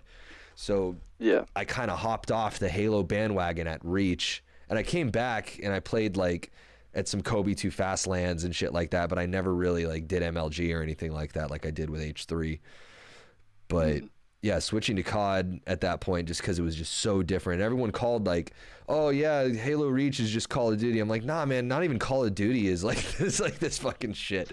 Like this is a fucking abomination. Like Call of Duty doesn't have fucking like armor lock. Like what the fuck am I doing right now? Like just grinding this game, and the 1 to 50 ranking system was gone and all that. Anyway. Yeah. So that was my early experience, was the beta from the Halo 3 like Shadowrun pre-order, and then like I hated the fucking modes and game types, fell off, came back, and no bloom, blah blah blah. That's all I got to say about Reach before we get into details of it. But what were you guys doing during Reach's release? Well, that was during a time of my life where I was actually in the care system. So I was at I was with a foster family, and they were kind enough to buy me a new Xbox for my birthday, and it actually came with ODST and Halo Reach. And I remember playing Halo Reach. The campaign, is a good campaign, and I remember doing the Easter egg to fly the Pelican. Yeah. I remember seeing how you do it, and I would do it solo. I would fly the Falcon, jump out, press the button, and somehow jump back in the Falcon and go through the ring to get the Pelican. And it would transform. And finally, I can fly a damn Pelican. It's been too long. And then, oh man. And then they actually did it in Halo 4 and all that. Ugh. Yeah. It was not the same though. That doing the Reach, that game. It felt like you earned it when you did that glitch. I remember it was fun. I remember trying the multiplayer though. I was just, shit is whack. Yes, I was bored with it pretty quick too. What about you, Reach? What were you doing? Being really disappointed. So Halo Reach I thought was would be like the obvious like apex of the Halo design, right? Because we just had Halo 3 where we'd steps forward and steps back in terms of gameplay for sure, and we could talk about those till the fucking cows come home. But it was good enough for sure in terms of gameplay, and the presentation had just got 3-4 times as good. So now it's time to tell the best story in Halo, which is in this book that nobody's fucking read, or at least at the average market hasn't read. Right. And we're gonna have it as a video game, and it's gonna be super violent, a little bit more gritty and stuff. So I'm out there, I'm pre-ordering Halo Reach with the limited edition set and stuff. Nice. I get the game, I go home, I turn it on, and I'm just like, what the fuck am I playing? What am I playing, bro? Like, what's going on? Why are there Spartan 3s here? Right. What the hell? What the hell's happening? Like, and it actually, like, for as a shooter or whatever, it actually is pretty good. So I was enjoying it, but instead of being this like, this is the culmination of my Halo experience, like finally this will be like my ultimate sacrifice at the Church of Halo, like I'm gonna play this game for 6,000 hours until I run out of water in my body and start to fucking dehydrate in front of the television. That's not what happened. It was just like my first like beer and pretzels. Like, it's okay. I've experienced with the game, so I spent all this fucking money on this game. I had no money. I was in like high school, I think. It was just a shit show. Went on the multiplayer. That was gross. These people like jetpacking on like sword base and God, shit. I remember that. I don't want to shit on it too much. It wasn't like I was having no fun playing the game or whatever, but it's the first time that I booted up a Halo game and I was like, this is not really what I wanted so much. Like I thought it was going to be like Fall of Reach story. Like I'd be like defending those because the Mac guns, I'll just explain very briefly. There's orbital Mac platforms on around Reach, similar to the one that you would be on above Cairo. Like Cairo Station is a Mac platform in Halo 2. Yeah. Like that, but they were less manned and they had power stations that were on the planet. So they had these battles in Fall of Reach where the different teams of Spartans would be defending either the gun itself or the platform on the ground where the Covenant would be fighting. Right. I thought we'd have that. Like, that's not really happening in the yeah, that's not really happening. And then like there's like a weird big Mac gun, looks like a coil gun, like on the ground and shit. And like the Pillar of Autumn is like dry docked on Reach and stuff. Yeah. And it's like, this is just kind of cringy. I don't really like this. That's kind of what I was feeling with Reach. Though the campaign is cool. I like the Nightfall mission. That was nice, like the sniper mission. I liked a bunch of stuff, but it wasn't this cohesive, cool story that I thought that it was going to be, and I was disappointed. And I was really disappointed with the multiplayer. But then I fell in love with the creative tools in Reach. Yeah. Yeah, So, my biggest gripe with Reach was the multiplayer maps, because they're not very good maps. They're all kind of crap. Wait, you don't like They're like gray? way too. Huh? You don't like gray?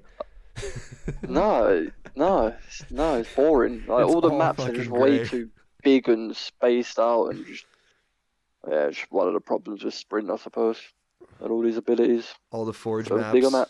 they're all just gray. Yeah. Just gray blobs. yeah, The only decent Reach map is what Uncaged, and that's a Forge map. Right.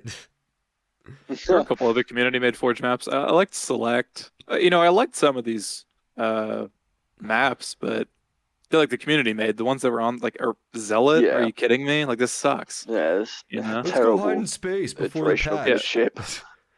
Powerhouse probably is like one of the worst maps in Halo. I thought Yeah. that Countdown was a phenomenal map, but like Countdown would have been a good CE map if you changed the proportions slightly, where it's got like that verticality, kind of like boarding action, but like Right. more competitive. But like the gameplay was not right for it because like you can't hammer people from your flag to their flag without your gun blooming, and then you can lose your gunfight to Yeah. nothing. So Just because they want you to. It's like your skill and your tracking be damned. We need to have the average shitter. This is like it's always been on a decline, I guess, but it's like I feel like Reach really was like a big fuck you to the competitive community too. oh yeah, Yeah. I think it was just a big middle finger to just everybody that played that game to grind to be a better fucking Spartan warrior in it. I don't know. It's just me. It just felt like I just got just fucked in so many ways by just stupid shit. Reflective rockets off armor abilities, like just Oh Weird. God, armor Weird. lock, Jesus Christ. Armor Lock, I think was just like a huge failure in design. It kind of just shows how they were just prototyping for Destiny. You can really see it now that Yeah. Destiny's out and Reach has been out for a while, that they were just kind of torpedoing the franchise in story and gameplay and everything. The thing is that Bungie kind of like knew what they were doing, so it wasn't quite as bad as Halo 4. But yeah, you can see it with the numbers that they were just fucking with people. Like Halo Reach sold 5 or 6 million less copies than Halo 3. And the retention was very good because there was still a lot of shit to play for like the social aspect, and the ranked was still, I mean, it was still playable for some but people. it was way more like the casual gamer loved it a lot more. It Well, was, yeah, it was yeah, Call of and the Duty features- because it was prestige. the features were good. like just AXP. There were still things to play for, which is a positive, and they did get the social experience like maybe on the same level, maybe a little bit better than Halo 3. But yeah, the actual gameplay was worse, and the retention was worse for it. So instead of having 100,000 plus people online for years and years and years, you saw the population fall off way more quickly. Instead of having 1 million people online pretty much solid for like weeks after the game came out, it went down to like 400,000, and it started to fall off. But Reach wasn't the killing blow for the Halo franchise as the later games would be. So if 400,000 is a fall off, what is Infinite? Well, it's something that I was talking about, right? Where people have this crazy like honeymoon phase with every game that comes out. Like they have to just try to like it. Yeah. And but I feel like I'm in this like time loop. Like I'm having the same conversations about like cheating, about population fall off, about playlists, and I'm right at the end of the day every single time. And that's not, you know, me being hyper intelligent. It's just because I've been around the block 100 fucking times since like Counter-Strike 1.6, man. It just keeps happening. New game comes out, people claim to love it for like half a year, then they all realize that it's been dead, and I've been saying it's dead the whole time. No one ever says I'm sorry. Yeah. You know? I think I did a search yesterday on my Steam total played time for Halo Infinite, and it's I think 34 hours. And I started to realize, I'm like, I haven't played this game. Did I leave my account logged in? Every time I throw a LAN, I broadcast it, and every time we do a podcast, I broadcast it or whatever, if I have the game up. But yeah, that is... I've spent more time commenting the game than I have played it. Yes. Yeah, I'm just through...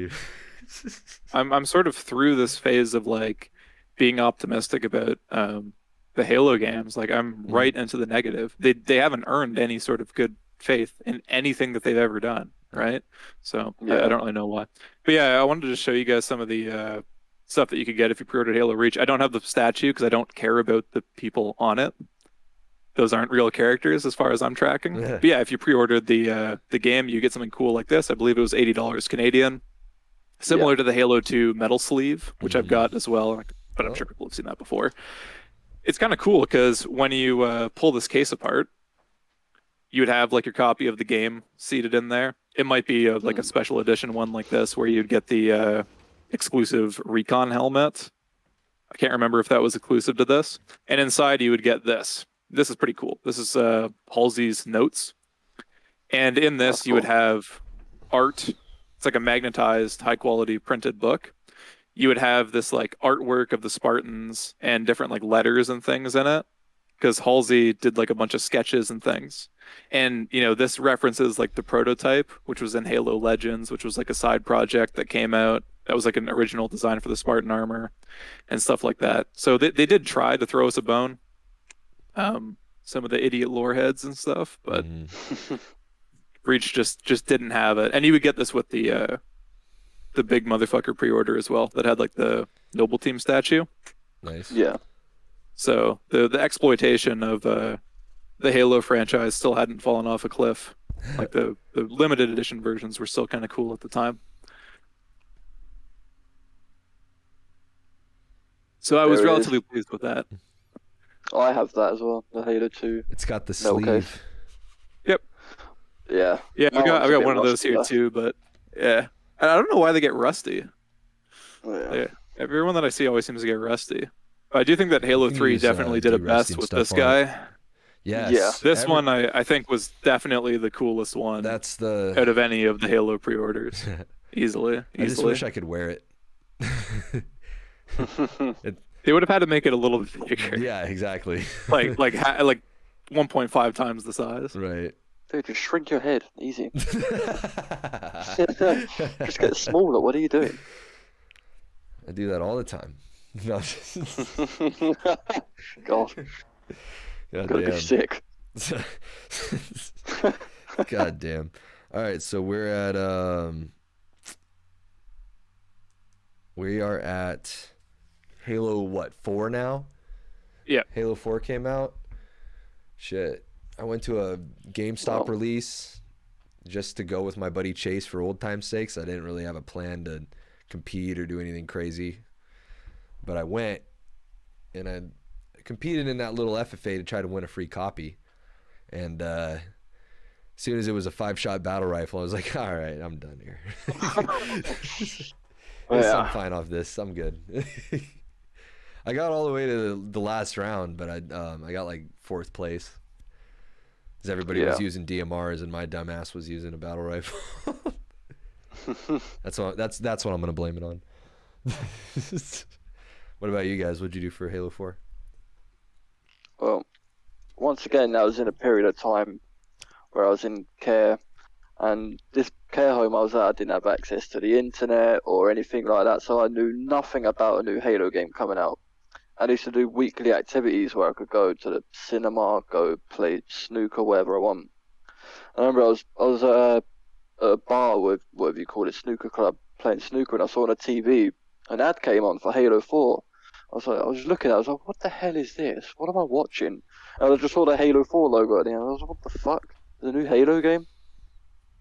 So I bought it. And I was incredibly disgusted at myself for buying that game. Like, what on earth was that? You have to take a shower? Like, what the fuck? I just about threw it out the window, honestly. Like, it's horrible. Awful, like, writing, the multiplayer was awful. I don't know what on earth 343 thought when making that game, but they can't have been sober while making it, honestly. Hell no. It was, it was just boring. Yeah. I really think that Halo 4 is where like all the issues from like Halo 3 to Halo Reach sort of were combined and made like as bad as possible. and so if you were a competitive guy too, it's basically just like a punch in the face. Yeah. You know, because Halo Reach got dropped from MLG eventually. Extraction. Halo 4 got dropped from MLG after one event. Yep. Because it was just unwatchably bad. Yeah. Mm-hmm. And people, we can talk about how they kind of got cheated. I think Scott Lucy or Gandhi has a video about how MLG kind of sold it the Halo community with Halo 4 and that kind of shit. But at the end of the day, nobody was watching that shit. Nobody wanted to nobody play wants it. to see that shit. They had those before the game came out. They were talking about how like, yeah, we're bringing back the battle rifle. It's back in a big way. So everyone thinks it's going to be like hit scan, Yeah. probably really accurate, probably a 4-shot, right? No, you don't get. And that there's like much. 70 fucking battle rifles in the game. There's like the Promethean one and like 2 human ones and the carbine. Yo, they have the Halo 2 Classic BR, but it's a random fucking like drop out of a pack. You can't just earn it or like Yeah. Oh my god! Well, the only gun that has good physics on it. I think my fellow Canadian Reykjavik said it best, where he said that redundancy is a design principle of Halo 4.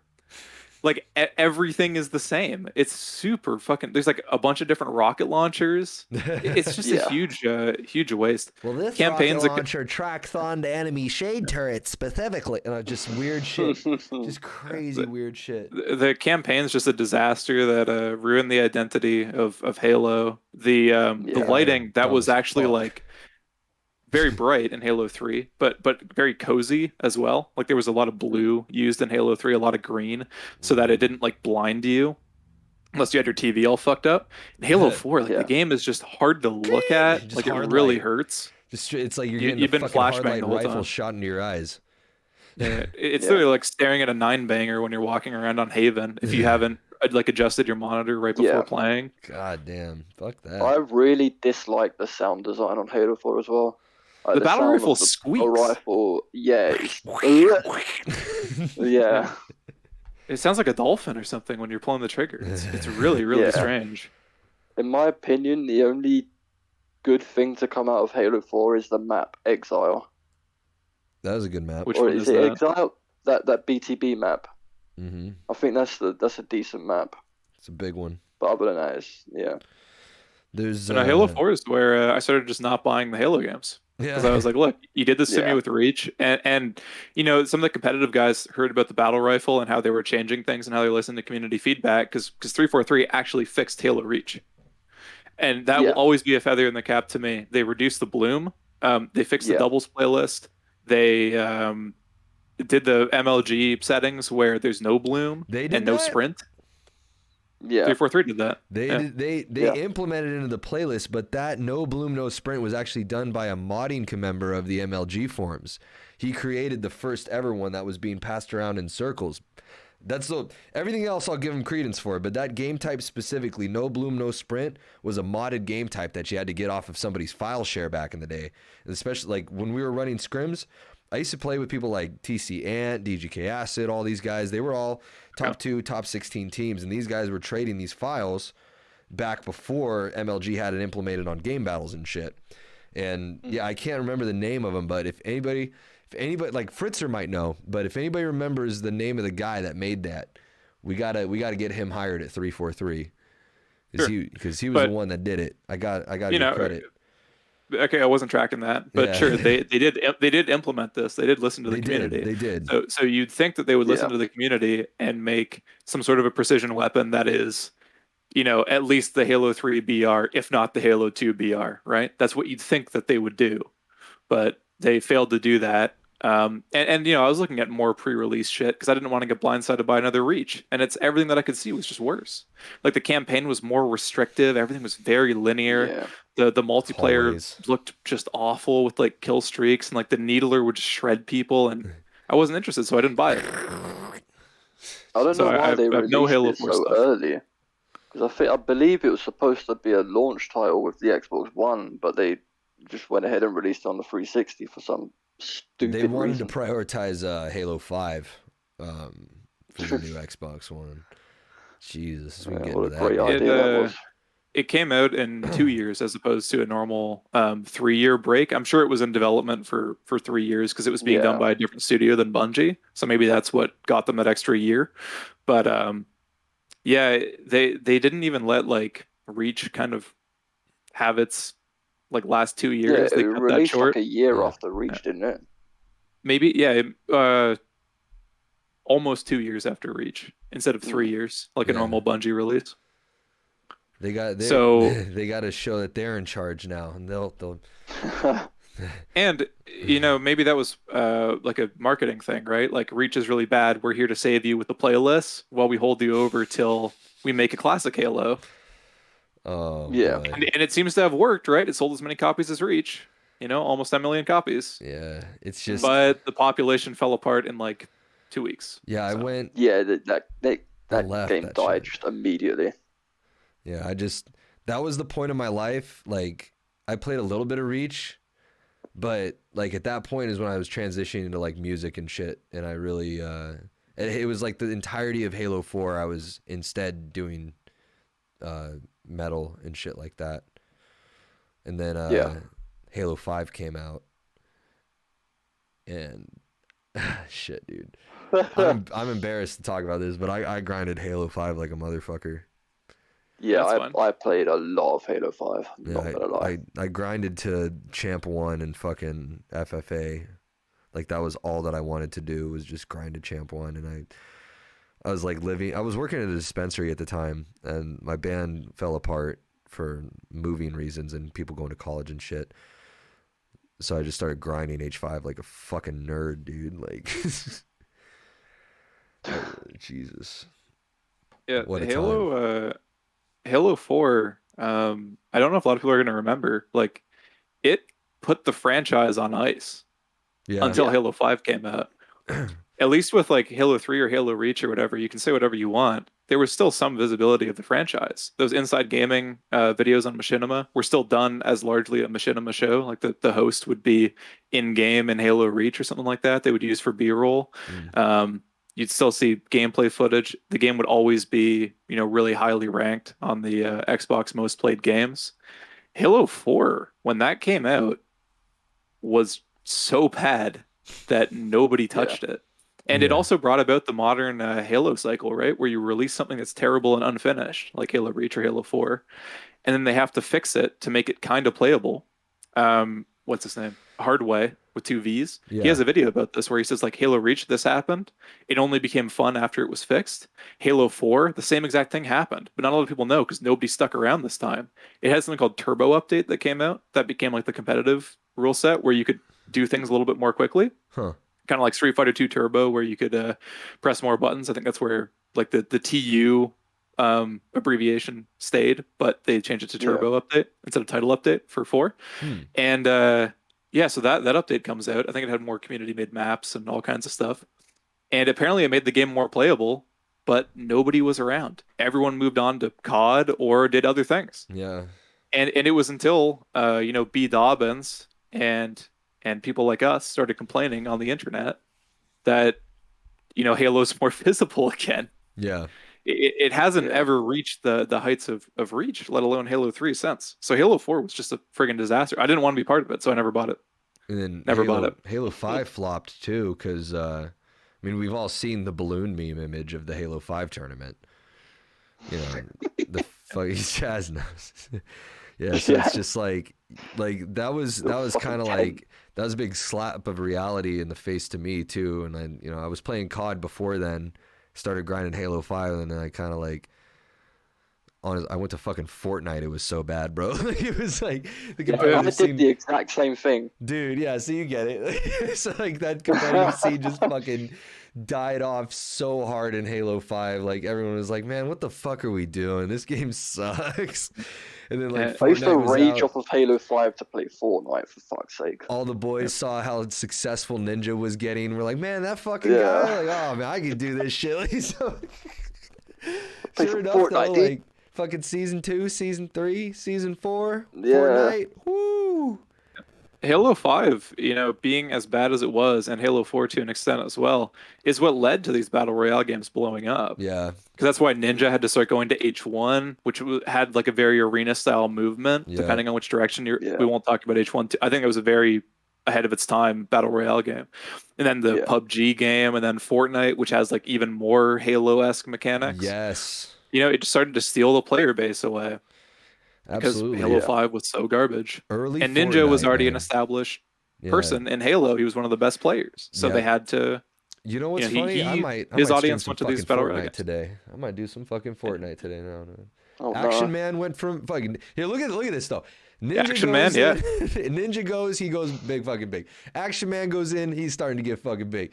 It's our time, guys. It's, you know, we're all wondering what we're going to do since Halo Infinite's gone. We're just going to do the same shit we did with Halo 5. Fortnite's there. They got the, like, look, they got the slide mechanics now from fucking Halo Infinite in their fucking game and shit. Like, I've been doing my slide cancels in COD, bro. Like, I'm ready for this shit. Let's go. Been breaking people's cameras in that fucking game. Apex. Yeah, dude, we should run some Apex. Apex is the best BR. Yo, speaking of fucking COD, bro, Andy in the chat. What's up, bro? Me and Andy run fucking Call of Duty. I got some nasty clips playing with him recently. I'm gonna throw it in the commentage, dude. Break this fucking kid's ankle so bad mid-fight. Oh my god. But yeah, Halo 5 like really was a disaster too. It had, I think, the same number of modes or just slightly more than like CE, and it sold about as well as CE. People are trying to tell me that the game sold, I don't know, 8 million, 9 million copies. I don't believe that. The only numbers that I can see, you know, if you go on what is it called, Video Game Sales Wiki or VG charts, they'll try to say 9 million. Their source is a tweet that says that it's only shipped 5 million in 2016. Yeah, that's so weird. That's not true. And I can't find any numbers that say that it's sold more than, let's say, 7 million. And CE, when gaming was much smaller and a console was more prohibitively expensive and all kinds of shit, like right after 9/11, right, sold like 6.5 million plus, and has been re-released like twice since and sold even more. So I don't know, man. Like, Halo 5 really went downhill, and it really didn't have a lot of players. I've heard in Europe it was more popular, and I can't speak to that. But in North America, it was not popular. The thing about Halo 5 that it still really pisses me off to this day, there was, I think it was about 2 years after launch, they released an update called the Monitor's Bounty Update. And I think it brought like Forge mode, and it brought a bunch of new maps, and it brought ranked team snipers, social shotty snipers, oddball, all that stuff.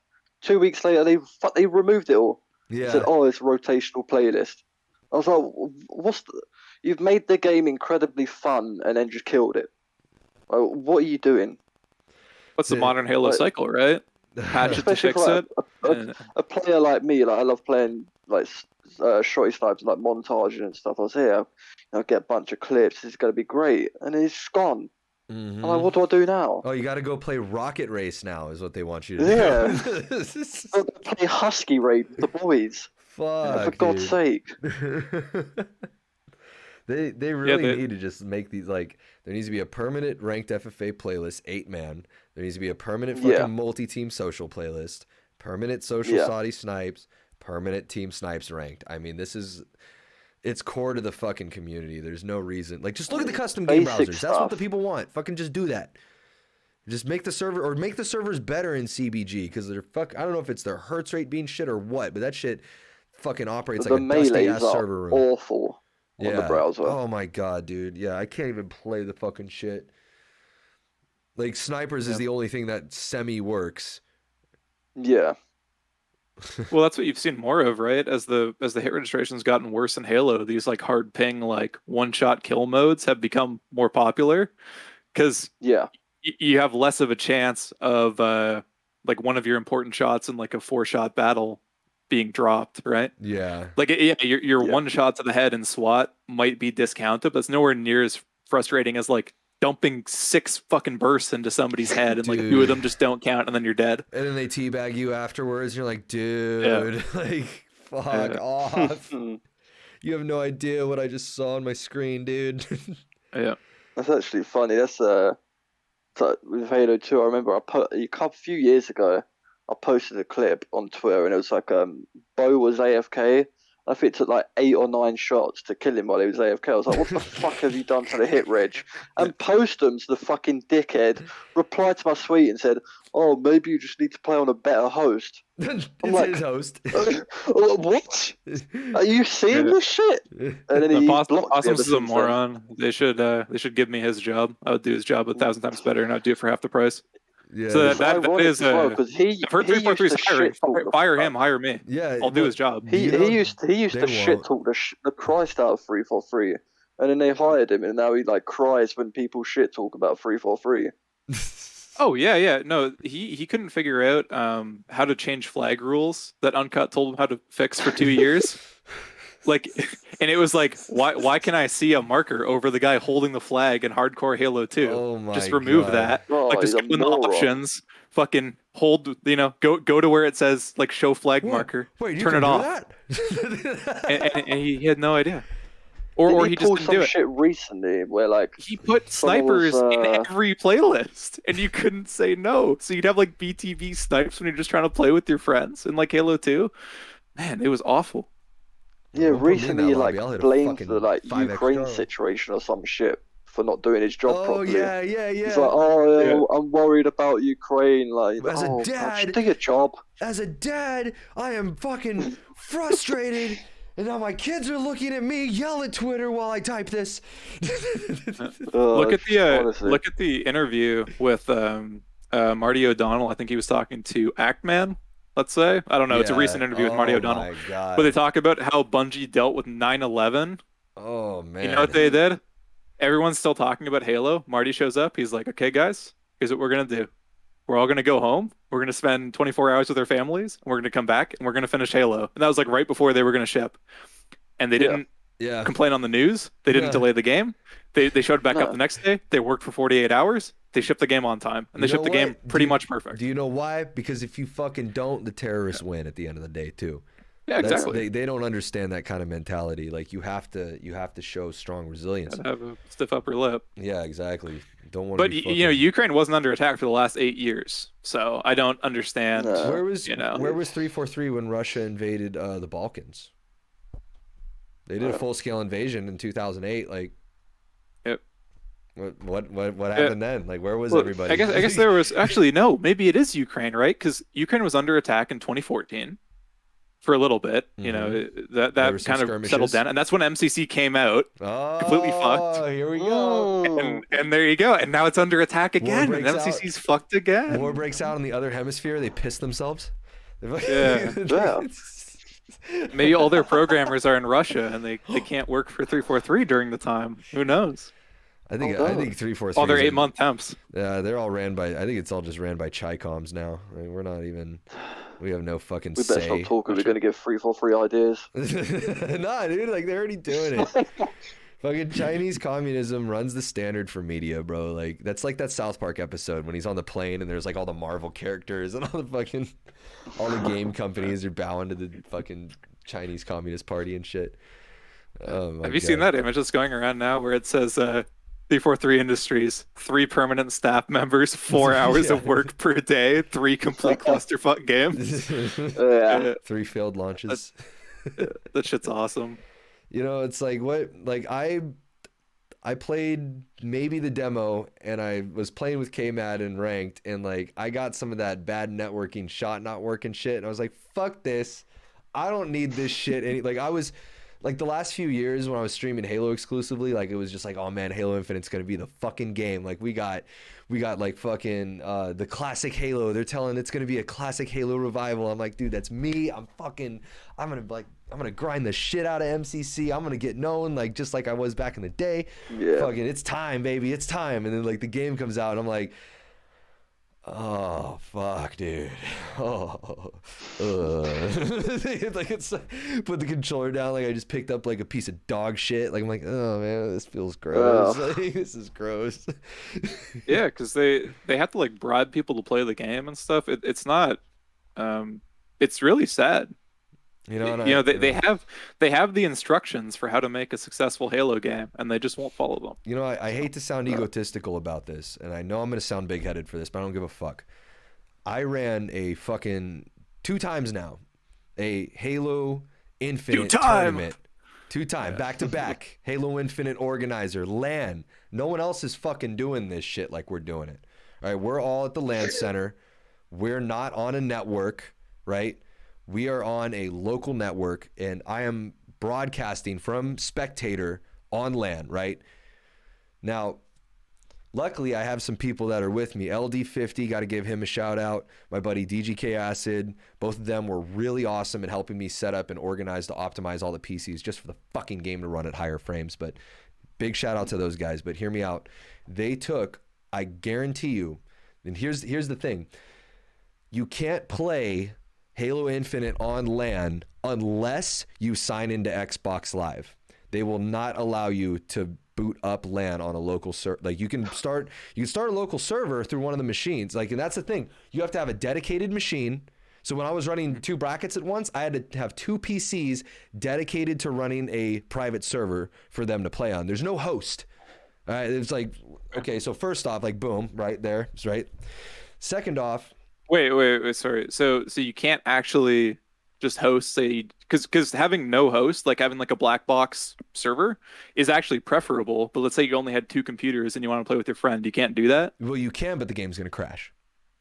Oh, okay. So it's like, it doesn't have that functionality.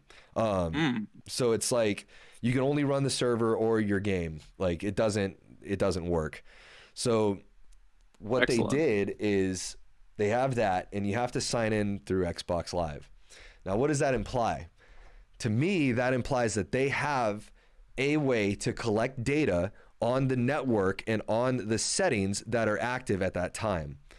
Lo and behold, all of the fucking issues that I had in terms of having the, like, here's a problem. I set up a LAN. I go to change the game types and change the map. It doesn't visually show up on my screen.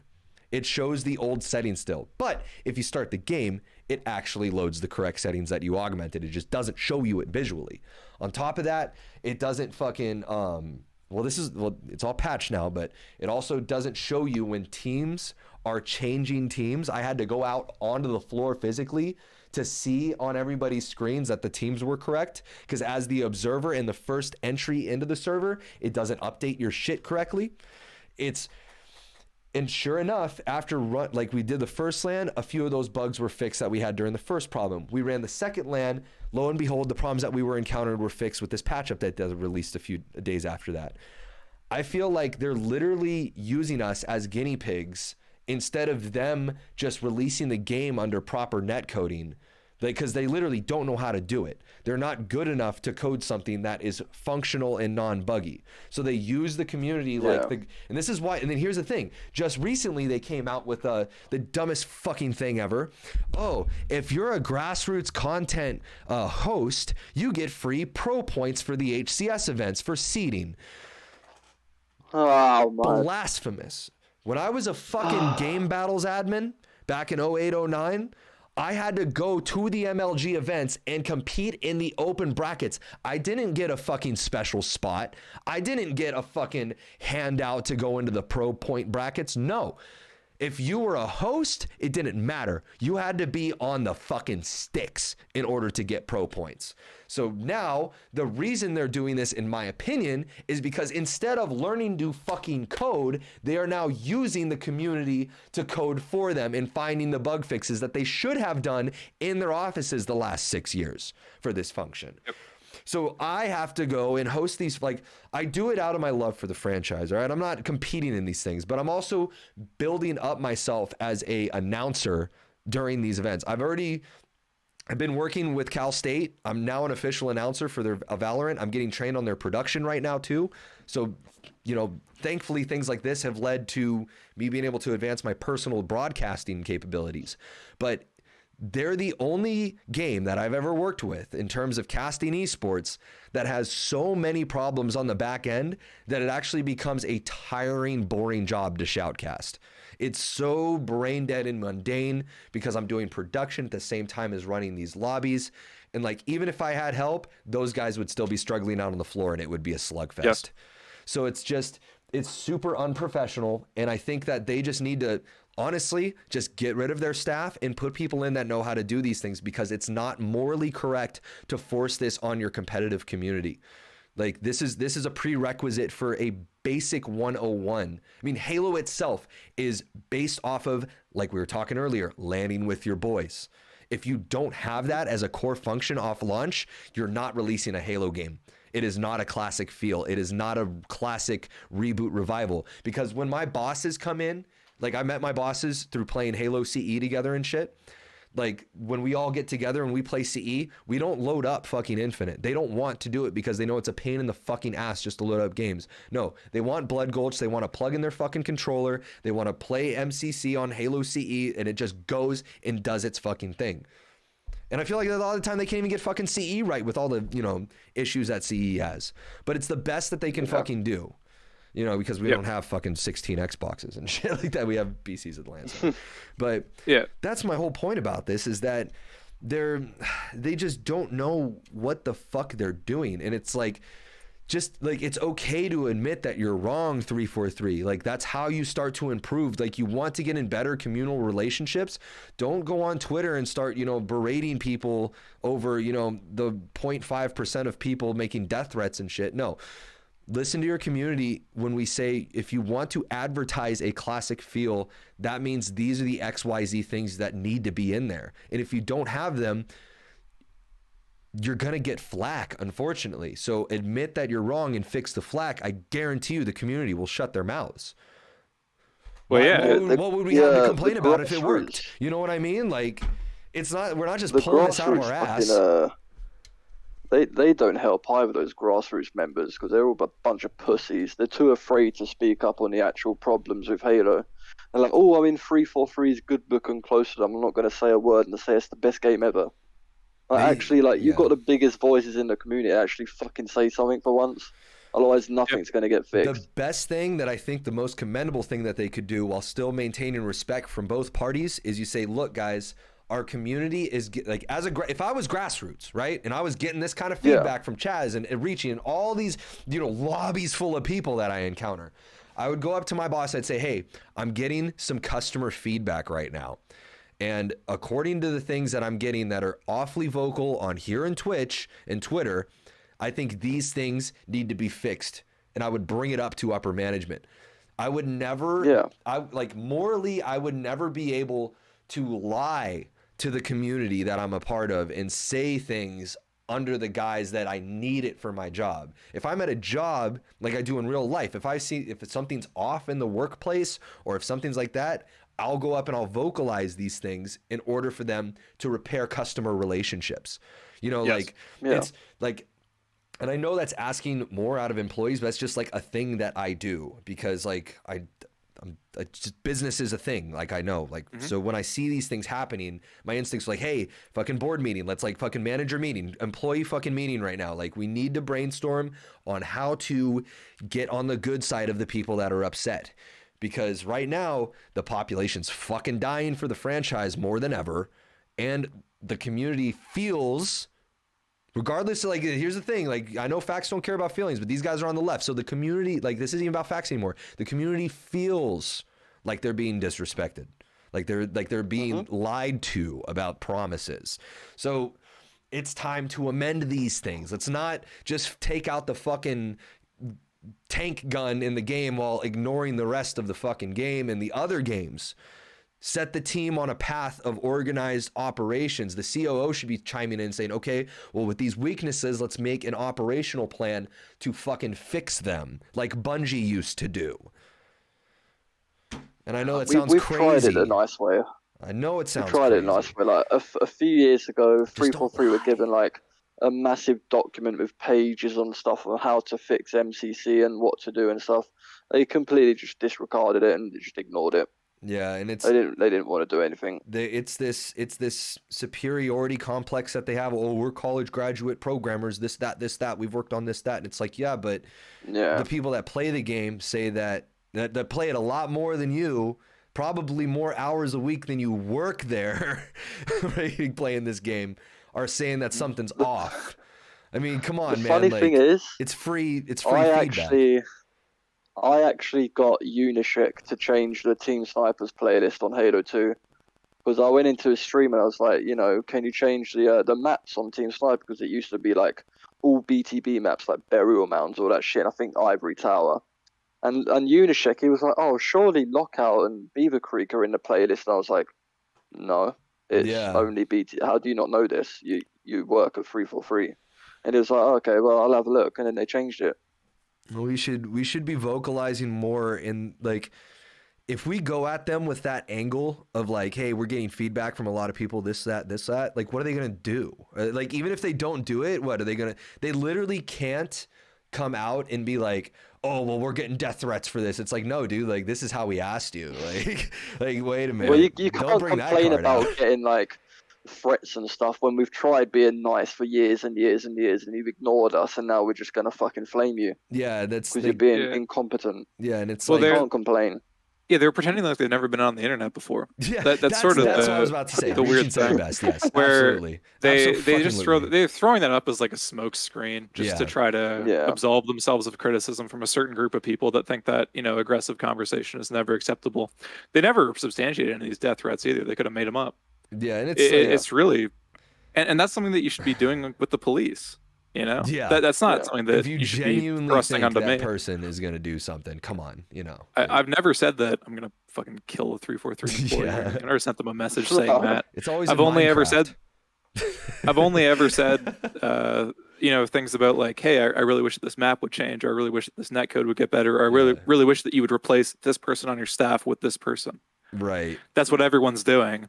If some tiny amount of unhinged people are actually sending death threats, like, that doesn't invalidate all of the criticism and absolve you of everything bad that you've done over the last 10 years. Do they need someone to be like the manager that does the cutting? Because I've fired people before at my old job. I can handle it. If that's what's really holding you guys back, I'm here as a specialist, man. I'll fucking take care of all that. And I'll do the hiring process and do the scouting and go through it very professionally with no risk of legal obligations. I've worked at a dispensary, all right? I know the fucking laws and things better than most. Trust me, I get taxed more than everybody. Yeah. I'm sure that but somebody like you would understand, because you've actually been like a fan of the franchise before. You'd pretty much show up, fire everyone that's responsible for this, and just come out and make like a live stream being like, yeah, we were wrong. Here's how we're gonna move forward. Like, we're sorry. We need to develop this sort of humility, and we need to gain this reputation. 343 has the most unearned reputation of any company. What have they ever done? Right. Exactly. What have they ever done? They have to prove themselves at this point to be like, if you're gonna be it, for, let's use Halo terms here, if you're gonna hold the mantle of responsibility, then you need to prove, like Chief had to do, that responsibility is humankind's, or in this case 343's. Yeah, you have to take it and do something with it that's positive and that reflects like an evolution from the beginning to where things are. Because Halo, has had like these clean breaks between like Halo 3 and Halo Reach, where like clearly the trilogy was one thing, and then Reach was sort of its own thing, into Halo 4, and then Halo 5 and Halo Infinite are like their own block. Yeah. So there's not been this like positive evolution at all through everything, where you can still see Halo CE and Halo Infinite. It's that's an issue. 343's games, they lose retention very quickly. They're extremely buggy. They haven't really succeeded their predecessor in any way. No, so it's like having a former king have the crown get transferred down, and it's just like some fucking inept fuckwit son who's just not ready for the job, Well, it's like somebody who's not even in the family lineage, because I can't even see the DNA anymore in the people that are doing this. It's just like somebody else, some country bought yours. You're Sweden hundreds of years ago. Your country's just basically been sold to France, and they've appointed somebody else in charge who doesn't know what they're doing and doesn't represent your culture and stuff. It really is just it is a cultural battle. Yeah. It's very disappointing. And the whole reason why these conversations don't happen at 343 is because their corporate structure is just completely fucked. Like, they have a couple of dictators at the top, this oligarchy of people that are unfireable. Yep. Like Bonnie Ross, who's apparently now head of like Xbox division when I wasn't paying attention or something like that. She's been upgraded for continually tanking every console and not selling shit.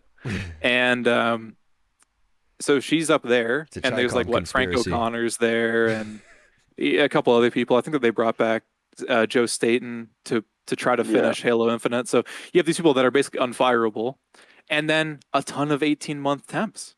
And they're they're stressed out working all the time because they're finding like uncommented code and stuff. They're trying to get something done in 18 months, where 6 months of it, at the beginning of their job, are like adjusting to this new job at 343, maybe get stuff done for, 10 months, 12 months. They haven't seen the whole thing through. Man, it's that's insanity.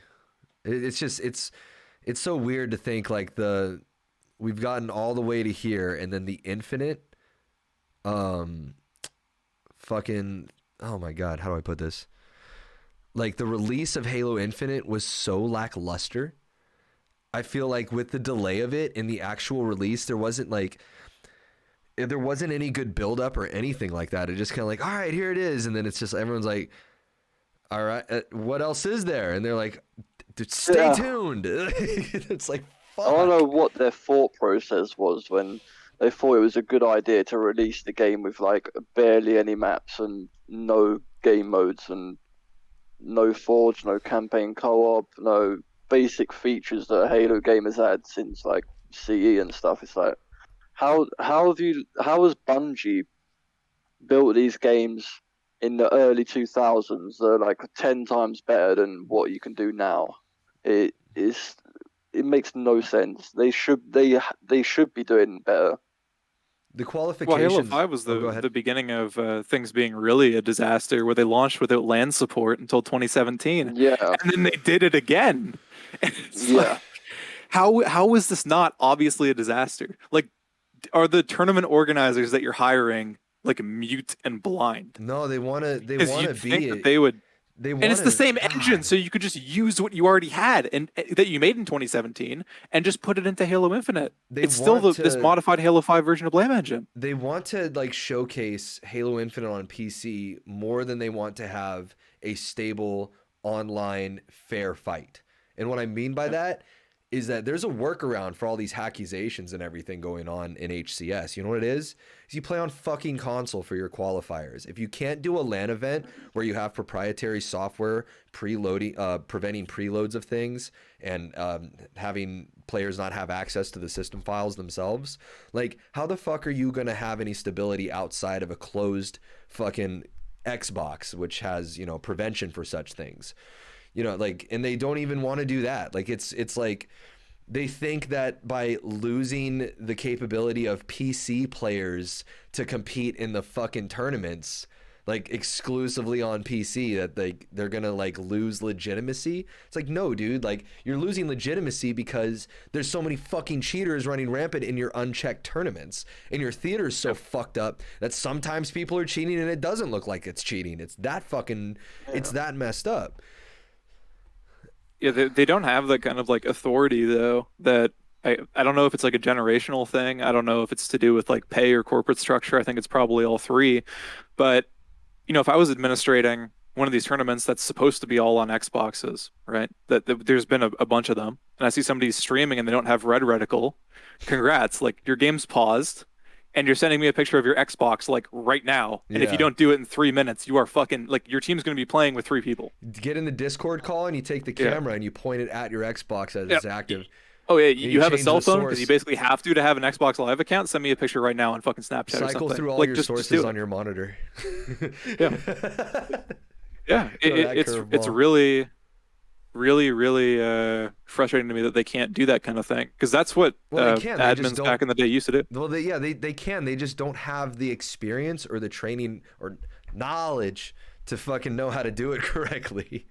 I haven't organized the Halo events before. I've done it for other things, but like I'm not. Yeah. I wouldn't consider myself experienced with this kind of shit. I've done like events of 20 people online on Dolphin for Melee. I've done Counter-Strike in person with like 16 teams. Have you played Halo on LAN with 4 Xboxes? Yeah, of course. Then you can organize a real classic Halo event. That's what because that's all that it should fucking take. Yeah, but you're talking about training, like it requires all this shit. All these people that did MLG and things, if you offered them, like you have infinite amounts of money, your Microsoft, offer them like $60,000 to be an admin full time. I got paid $8 an hour by MLG when I got my paychecks, but I loved it because like there was pride in it. Like you were a part of something fucking huge, and I was like a kid, it was one of my first jobs ever, like on a W-2 kind of shit. And Microsoft owns Blizzard now, so they own MLG. Yeah. So fucking be like, if you were an MLG admin, send us your accounts. We have all this information now, and we'll confirm that, and we'll send you a fucking MLG hoodie like the old days, and we'll fucking fly you out to the event. We'll buy you a hotel because they have so much money. This game's a money pit. It's a loss leader. I don't understand why they're not consulting these former employees that used to work in the franchise. Like they more than like you go up to a put it to you this way: who would know the niche rules of a rule set in a game type, a former MLG pro or a fucking ref? Like if you were to have a conversation today, a ref. Because they were more in that like experience of having to like deal with tickets and things, whereas the player, sure, they might be able to recall a lot of things, but the ref is going to have like all these fucking weird things that they've had to go through. Like Goatman is a good exception because he actually has that packet. Whereas, like, I can name almost every fucking rule book off the top of my head from 08, 09, and H3. I know all the spots you couldn't take ball. I knew all the fucking game type author settings and shit you had to download off official file shares, fucking quitting rules, all that shit I can still recall off my head. And then, like, now, like, they're having refs that don't even know how to fucking, like, tally score in a fast manner. Yeah, I know that we obviously agree on this, but you're kind of saying that, like, there's a training issue or a staffing issue or whatever. Look, I've just solved their staffing issue. I mean, they're supposed to be running this game at a loss anyway, and they wouldn't even be at a loss if they were doing what I'm saying. But like, they could hire whoever they think are the best refs, right, from back in the day, and just have them do Infinite, and the problem would be solved. But like you said, if I've ever played Halo on LAN, anyone should be able to fucking administrate this. That's where grassroots should come from. Yeah, there isn't a huge training hurdle to get over. It's just like an assertiveness hurdle to get over. Yeah. If somebody is obviously playing on a PC, they don't have red reticle, they're not on an Xbox, in your Xbox only tournament, stop the game. They're violating the rules. They've just come on the pitch with no fucking uniform on. Yeah. Yeah, exactly. What's going on? Stop the game. Blow the whistle, man. Yeah, what's in his back pocket? What is the pitcher? Is the pitcher fouling the ball right there? What's going on here, It's like you're watching a game of fucking football or soccer or whatever, and you're saying that the ref's not experienced. It's like, this guy is not wearing a shirt. Stop the game. And he's playing. Stop the game. He doesn't have his equipment on. You don't need to be experienced to see that. It's like an eye test. Like, fucking retard, look at the pitch. Yeah. He's not wearing the right thing, right? Yeah, I'm literally watching these tournaments nowadays, screaming at my fucking monitor at work. Like when I'm seeing this shit go down. There's sets that take 4 hours. I was in your chat. Remember that one set that took like 3 hours? Yes. And it's like, I can't wait until season 2 comes out and this LAN is halfway done. Yeah. This LAN. Fuck, dude. And we talked about it. I think that I screwed up the names, but like Respectful in them on Navi. They had Foxy. I think I said somebody else, or Folksy, however you pronounce it. The UK guy, or Euro guy. I don't think I've ever heard him speak, so I don't really know what accent. Anyway, they flew all the way to America, and then they just get fucked for like an hour and 20 minutes Oh my god. due to technical issues, and then lose a game that they were going to win because it had to be replayed because the rules are that unfair and there's that many restarts. Just disgusting. What about that one that just happened when they were running the last flag of the game with rockets and their teammate had OS in the pocket? He pulls the flag, and because the observer left the game, the tournament refs ended it. Have you heard about this? Oh my god, dude! Was that online or on LAN? Dude, that was online with one of the official HCS tournament guys that was in charge of the match on Observer. He ended the game. But if you look at the fucking pamphlet and rule set, here's another thing. The rules themselves say that if it's the observer that leaves, the match has to play on and finish. So like even the refs fucked up that game ruling, and that team that ended up getting that flag reset lost the game in the subsequent restart. Oh, it wasn't happens there a one lot. where the observer like disconnected and they all like they sat behind the players with a camera like streaming it. So they just sat behind the players looking at their screen because they couldn't use it. See, God, okay, what have they you done know with Halo? that's bad because like the game is bad and that has to happen. However, that production crew at least was able to solve the problem, Yeah. and I think that they did a good job with what they had. They're like, okay, we still have cameras rolling, just move the fucking cameras. Yeah. I think Whoever was the admin Yes. there would not have stopped that game. That was happening online. This You is knew an the rules. important thing here that we notice, and Get him to do more events. Whoever was running the production there, he should be the ref. right. So, and here's my comment on that to really drive this home. Halo right now, factually, does not have the viewership nor the competitive audience that people like Rocket League, Valorant, and League of Legends have. Factually, it's nowhere near as large of an esport. If they want to become 4,000 a larger viewers on a good day. Yeah. If they want to become a larger, more competitive esport, do those fixes that we're talking about right now. But the observer mode and the theater mode needs to be absolutely synced. That stuff needs to not have second guessing. It doesn't need, like, you need to put more money into that department and fix the disconnects of the observer as well as the latency problems. On LAN, it's not that bad, but for these online tournaments, people are shooting the air and getting fucking perfect medals. You know what I mean? Like the gameplay is extremely far back. I've done professional college esports commentary and scrim matches for now both Valorant, Rocket League, and a few other games. And if Halo wants to be a competitor, those issues are not present in those esports. They do not have that issue. And that is a fucking deal breaker, not only for production, but for selling the game as an esport to your general audience. So I think that's super important that we talked about that right now. And that's one of the biggest issues going on in terms of the drama that's happening with rulings and code enforcement for rulings for Infinite. Yep. I think that the main issue with it becoming an esport is that it just doesn't have like the legs. Like it, you know, we can talk about observer features or whatever. Halo 3 would have done fine if it was never an esport. So would Halo 2. So would Halo CE. They would have been very successful games regardless because they were so much fun to play. Yes. I don't know if you guys got on Halo 3 when the servers were going to get shut down. Mm-hmm. Like it's staggering. And that's like the worst one of that trilogy for gameplay. How it's like, this is just so much fun So much to better. play. Yeah. This is just, it's such an enjoyable, engaging experience that demands that you engage with it. So suddenly all the chat, shit, it's like, social 5v5. everyone's yelling on the proxy. People are just like, it's 5v5, kicking fucking fusion coils into mongooses, trying to get snipes on the last day. The hit reg is relatively good, so I'm like cross-mapping people on like Last Resort with the fucking BR. People are in duels. It goes to like team duels on Snowbound because it's like the only map because we vetoed. Yeah. So everyone's like, no. We're all gonna go in theater. We're gonna like take pictures and put them on our file share. So we're all just standing in the middle doing that for like 5 minutes. Then we're trying to like magnum each other across the fucking map after making ourselves one shot with grenades. It's like this fun game that demands to be played and enjoyed. And I understand that there's like bullshit, like one in every couple of games you have like just horrible connection and all these issues, but that is the base that you build everything upon. Yeah. Right. Fucking the game football, soccer would be super popular if there was no pro soccer. because it's just a fun game that everyone can play, right? It would still have much of the appeal just because it's an enjoyable game with nice, fun rules. That's what Infinite, I think, doesn't have, and that's the biggest thing holding it back. But yes, the production and the crashing and the technical issues are unacceptable. If they want to try to, push it, if they want to just pay for an esports scene, they can't even do that because it's not competent. You have to have a certain level of like industry standard to LARP. You know what I mean?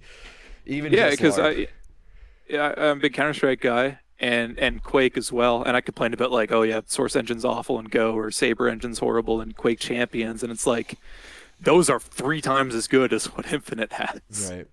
Yeah. Like you're so far behind the 8 ball, right? How's I actually meant to ask a little bit off topic, but like how's casting Valorant going? I haven't caught you streaming it or anything. Yeah, so. I did my first official one, I think about 2 weeks or last week. Yeah, and the one before, like I'm gonna do another one, but it's gonna be for the production side of things. So I'm gonna have that as like a little feather in my cap as well, using OBS and switching between things. And we'll have like they're great, man. These guys know how to run shit there. They have a dedicated observer, they have a dedicated production person, a shadowing main producer, and they have the 2 teams all communicating through Discord with each other. Like it's very smooth. Like the only reason the tournament went for so long wasn't because of the game crashing. It was because like it was neck and neck like between these 2 teams, and it went to game 3 neck and neck OT. So it was like, sure, it was long, but every match was like, oh shit, like fucking like who's the power slayer, like this power slayer versus this power slayer on this angle, they're coming in at this, like the abilities and stuff like add a lot of fun elements as the game progresses. You see a lot of the Counter-Strike-esque eco buys and eco rounds and stuff. So it was like watching Counter-Strike to me, so like I would do that kind of style commentary for it because I'm not as educated with the slang. I know jiggle peek, I know all the the basics of it, but in terms of like map call outs and things like that, like I've been working on that myself, but the other commentator was very well versed in that.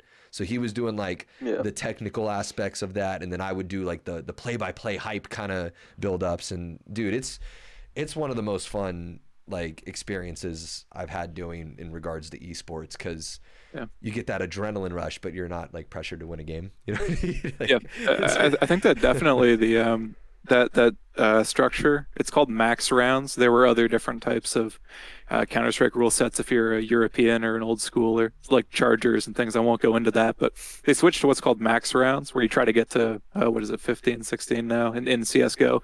It's 12, 13 in Valorant, something like that. Yeah, I think it's you have to have like two rounds above. 2 above, I think, and like above that. 12 or something. Yeah, exactly. Okay, so that max rounds format was done for American audiences because it's kind of like football, right? Yeah. Where, things happen and your play-by-play guy talks about it, and then you're going to have like a more strategic analyst that talks about it during the buy phase of the next round. Right. Whereas Halo, the commentary for that requires like a rolling analysis, right? Yes. You'll hear that in the better MLG broadcast because everything happens dynamically. Everything's based on the spawn waves, but the spawn waves aren't static, right? Map control angles. There's no buy phase. Yeah. Yeah. So your IGL, your captain or whatever, will be telling you how to set up as things are happening dynamically over this game that's going to 50 or going to time. Yeah. And maybe one of the things that they were trying to do with these resets in the new Halo, and they went about the wrong way, is they wanted to try to have something that was more approachable for people that are used to Counter-Strike Go, because that's exploded in popularity, or Valorant, because that's exploded in popularity. And they don't have those kinds of like old school commentators that are well versed. So instead of having something that's like its own distinct flavor, like its own different type of shooter, they tried to make it more approachable, if that makes any sense. Yes. To try to have talent and stuff that they could just transplant right in from CS:GO or whatever. Yeah. It's a ever growing market in regards to commentary, and you'll notice, like, especially in the Halo commentary, these guys are so far different from the original Sundance D. Giovanni, Chris Puckett kind of commentary style. Yep. Puckett and Sundance were both like old school MLG, like 50K1, 50K2 CE guys. Yep. And those guys invented flag running. They invented setups, like timing, all that stuff. So they know the flow better than most. My goodness, excuse me. So when I watch these modern ones now, it's like It's like, oh, he's got a double kill with the Mangla, and it's like, oh Christ, like this is, there's like, it's all just like these single trades, or like they barely talk about like the dynamic, like you were just saying about like the dynamics of teams and how the setups are going to progress. It's all just kind of individual plays of kills, like, or something like that. It's never in, like, since there's no snipe, it's not like he can do, like back in the day he could do that a lot easy. Like if Snipe Down had a sniper in his hand, switch to his POV, boom, you have like 2 fucking magazines full of commentary, easy, right? Yep. But nowadays it's like, oh, he's got the shock rifle, I can't wait till he hits a body shot. Wow. Like there's no fucking like, there's no lightning snipes. There's nothing flashy. There's no fucking like, oh, he ninja'd him. Wow. Like, clip it. It makes me laugh when like the commentators, they freak out about like a quick scope double kill or something. Yeah. They're like, oh my god, he's insane. Shit, I do that every day. Yeah. I need a hype man sitting next to me freaking out about my double kills. Especially with the timer being that it is when they hit a triple, I'm just sitting there like, There also isn't like as much like visceral impact to the kills as much as there was in like Halo 2 or Halo 3, especially because if you remember that like Pistola charge on the pit, I'm sure everyone knows what I'm talking about, where he's like going up into the other team's training, just no scoping everybody. Like when you shot somebody in that game, when you like slam your rifle across the screen and you pull like right at the right time, their body just goes like flying backwards and their head like smashes into the ground and shit. So if the announcer's like yelling, it's because that's exciting to look at. It's like, sit the fuck down, you know? Now you just get like the conventional backflip, like in Infinite it's not quite as crazy. And like the melee kills too, the bodies just kind of like go limp and then sort of fall in a weird way that doesn't look like they've been like punched by whereas they would go whereas they would like go flying, or like their neck would like snap back if they got BXR'd in Halo 2 or whatever. Right.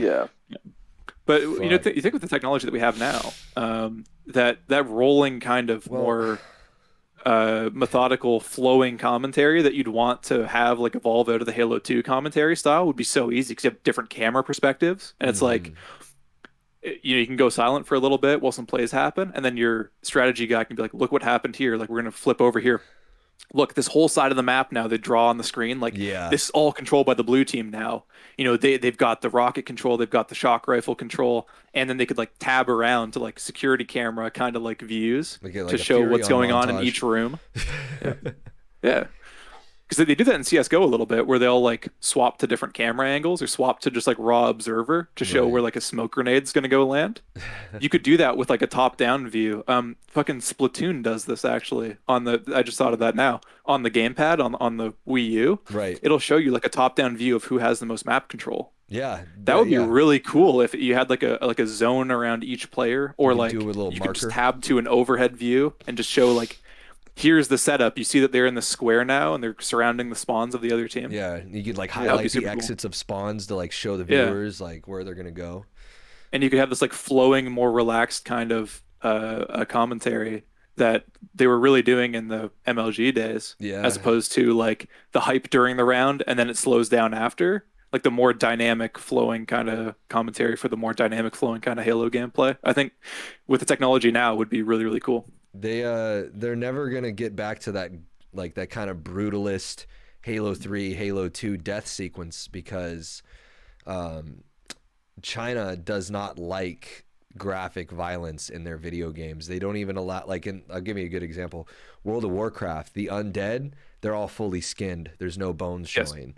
They don't have skulls. It's a religious thing. Yeah, exactly. So you can't. Lifestealer doesn't have the skull in Dota 2. He's got that mask on. Yeah, exactly. So there's a lot of these body physics and things like that are under the request of international markets that have a huge impact on these gaming companies, rather than just using. Not saying that like, you know, that it's like the best in the world, even though I kind of am saying that, but like American, like brutalist, like stuff is core to the Xbox franchise, you know, especially with the acquisition of Doom now and such. Like we need to have this more like hardcore approach to death cycles. And like when I see Infinite, like there's barely any blood, there's no like Halo 2, like 5 minutes into a fucking Goatman lobby or a bow lobby, like the fucking like everything's black from grenades. There's blood like all over the walls. There's fucking, like, somehow there's like a dude's head like in the wall and he's just like fucking twitching out like and stretching everywhere. Like it's fucking nuts, man. Like, and now it's just like it's like we said, they just flop over like a limp dick, and it's like fuck. I don't. Ugh. Yeah, CE especially was really bloody, and Halo 3 at least had those like really good ragdoll physics for the time. Like you melee somebody, they're like boom into the wall like a Dragon Ball Z episode. Yeah. Well, it wasn't quite as satisfying as Halo 2 with like the amount of blood and the physics, but like Halo 3 had a lot better physics. So when you're sniping people and stuff, you could really feel it. Like their like body is like snapping back, and like their hands go like this, and they're just getting laid out like those animations in 1.6 almost. Yeah, you'd think that with if they're gonna have these ragdolls and death animations too, why don't they just have like the visors like crack when they get hit for like a final kill when they're unshielded, or like the chest plate get like crumpled in when they get punched? Their pink rainbow fucking visor that they want to show off is no longer visible, and they'll flip out about it. Shoot off somebody's cat ears. Could you imagine the Reddit fucking salt? Like, well, imagine how cool it would be if like how cool and like hypey it would be if your Spartan would get like more damaged over time. Yeah. Like the longer that you stay alive, and like by the end of the game they're like limping, and whenever they jump they kind of make that like low percent like sound from like Halo Reach that you would have like 1 in 10 times. Yeah. Like the percentage goes up as they get like more damaged and shit. Yes. And then on like the final screen, it's like you went 0 and 30, but you were no shields 10 times. Yeah. You're like Rasputin. You're half burned from all the grenade damage. Your guy's like shoulders like dislocated because you just fucked everyone up. Your visor's like got like a big spider webbing crack. If you would be that would taking be so screenshots, cool. Goatman, I can see Goatman taking a screenshot of like doing a 30 bomb with no like Spartan damage, like taking a screenshot of it, being like, "Yeah, get kids."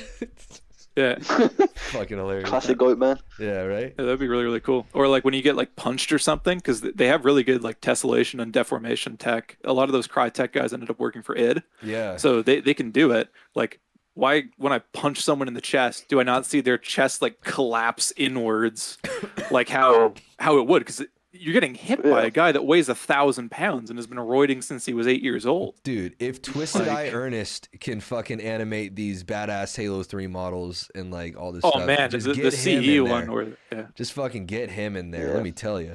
You want some that good shit in your games. clip in Terror Beneath the Fog where the rocket hits the teleporter and the blue guy just gets like his arm ripped off and his fucking chest opens up. That would be so cool if they had that in Infinite. Even if they had to scale it back to try to, keep a T rating, you could have it be like, I know, but let's just say that they want to keep the same rating, but then have them do like a blood for the blood god. Fuck that, dude. Bring the M rating back. You'll sell more copies, I promise. Uncharted 4 is T rated though, and it's bloody and it's got good ragdoll physics and things. So even if you don't want to do like the blood and stuff, like at least show me how much damage these people are taking, because that was sort of an element that I always liked with like Halo 3, especially like the way and Halo 2, the way like the weapons are, you can like feel the strength of your character. Like he's jumping through the air, but his rifle stays like perfectly still. Like, do you know how fucking hard that is? Or like he hits someone with the stock of his rifle and they go like flying backwards or something. Makes you feel powerful. Makes you feel cool. It makes you feel like a Spartan almost. Yeah. Yeah. Go figure. Is there anything else you guys want to talk about? We're coming up on the 2.5 hour mark here. You want to talk about the Battle Royale mode? Oh, that's right. That's right. Forgot about that. So from what I've seen on the release, on the patch notes and shit, excuse me, is that it's gonna be like they want to bring in players from Fortnite, Warzone, and Apex. Apparently, Fim, I'm not doing any channel points right now. I will do that for you later though. They want to bring in Battle Royale-esque types of players. I haven't seen anything in regards to leaks about the player physics, if they're going to be different, or the shielding system, or how they drop in. Like, for all I know, it could be an ODST fucking ground war, like where you have Halo 3 ODST physics. Imagine? I don't know. But yeah, they want the advanced movement. They want all this stuff. It's weird. It's I don't have a lot of info on it, but from what I've heard, they're trying to reach a broader audience. There's going to be like the Promethean fucking like light shit that's in like the previous Halo 4 and 5 titles. That's all fucking damaging of people. Is supposed to be the storm that you're supposed to move in from. And beyond that, you're supposed to have your guns upgraded, I think, as you progress through the game. So the way that works in Warzone, for those that are unfamiliar, is at the beginning of the game, all the loot that you pick up, generally like green or gray quality. And then as the circles close, if you find more loot, it usually tends to generate, you know, green and blue quality. And then the last storm is all like the best guns in the game. And the reason they do this, it's to match your ability to come back from the gulag and get at least a gun if you don't get your loadout. So Halo, I think, is going to have a similar idea with the Halo 5 Warzone settings, in which, I know it's going to be terrible. You can only upgrade your gun as you progress through the game. So I'm going to expect probably a whole revamping of the weapon system. Maybe they're going to have its own game production team. From what I saw on Twitter that I think you, Reach, were also posting about, was a certain Affinity being involved with the production of this. And before I give up the mic, I just want to say one thing about certain Affinity. I don't like their production of H2A in regards to lighting and such, but at least this game type, if they keep this up, will have better hit reg than 343's management of MCC. So hopefully that'll be something to look forward to for those kinds of players. Hopefully. I don't know. What do you guys have for? Well, Halo Battle Royale is something I've wanted for a while now, since it was ever first spoken of. I was like, you know, this is great. It's another game mode we can play. Done with 4v4, sweating on there, go play BR, chill out. Mm-hmm. And I thought it really annoys me when people are like, oh no, Halo doesn't need a battle royale. No, it's just a trend. I'm like, shut up.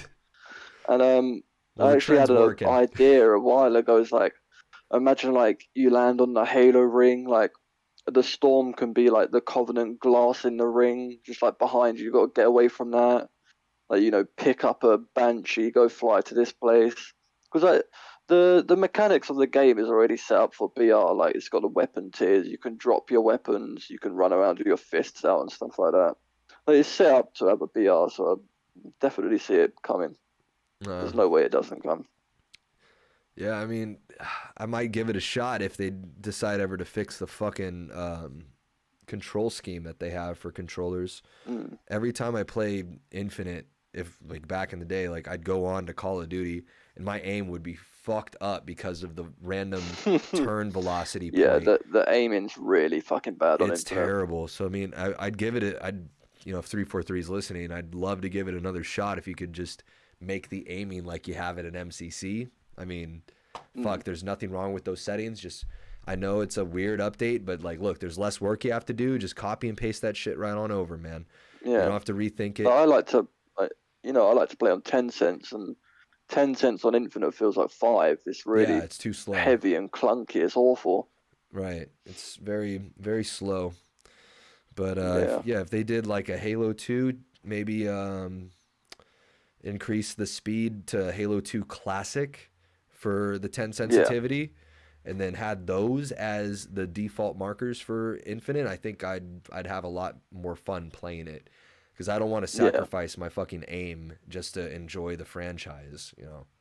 Yeah, I legitimately think that Halo is one of the few series that naturally is already equipped for a battle royale, at least in terms of base gameplay, because it's like Quake in that you have to already scavenge weapons from the map.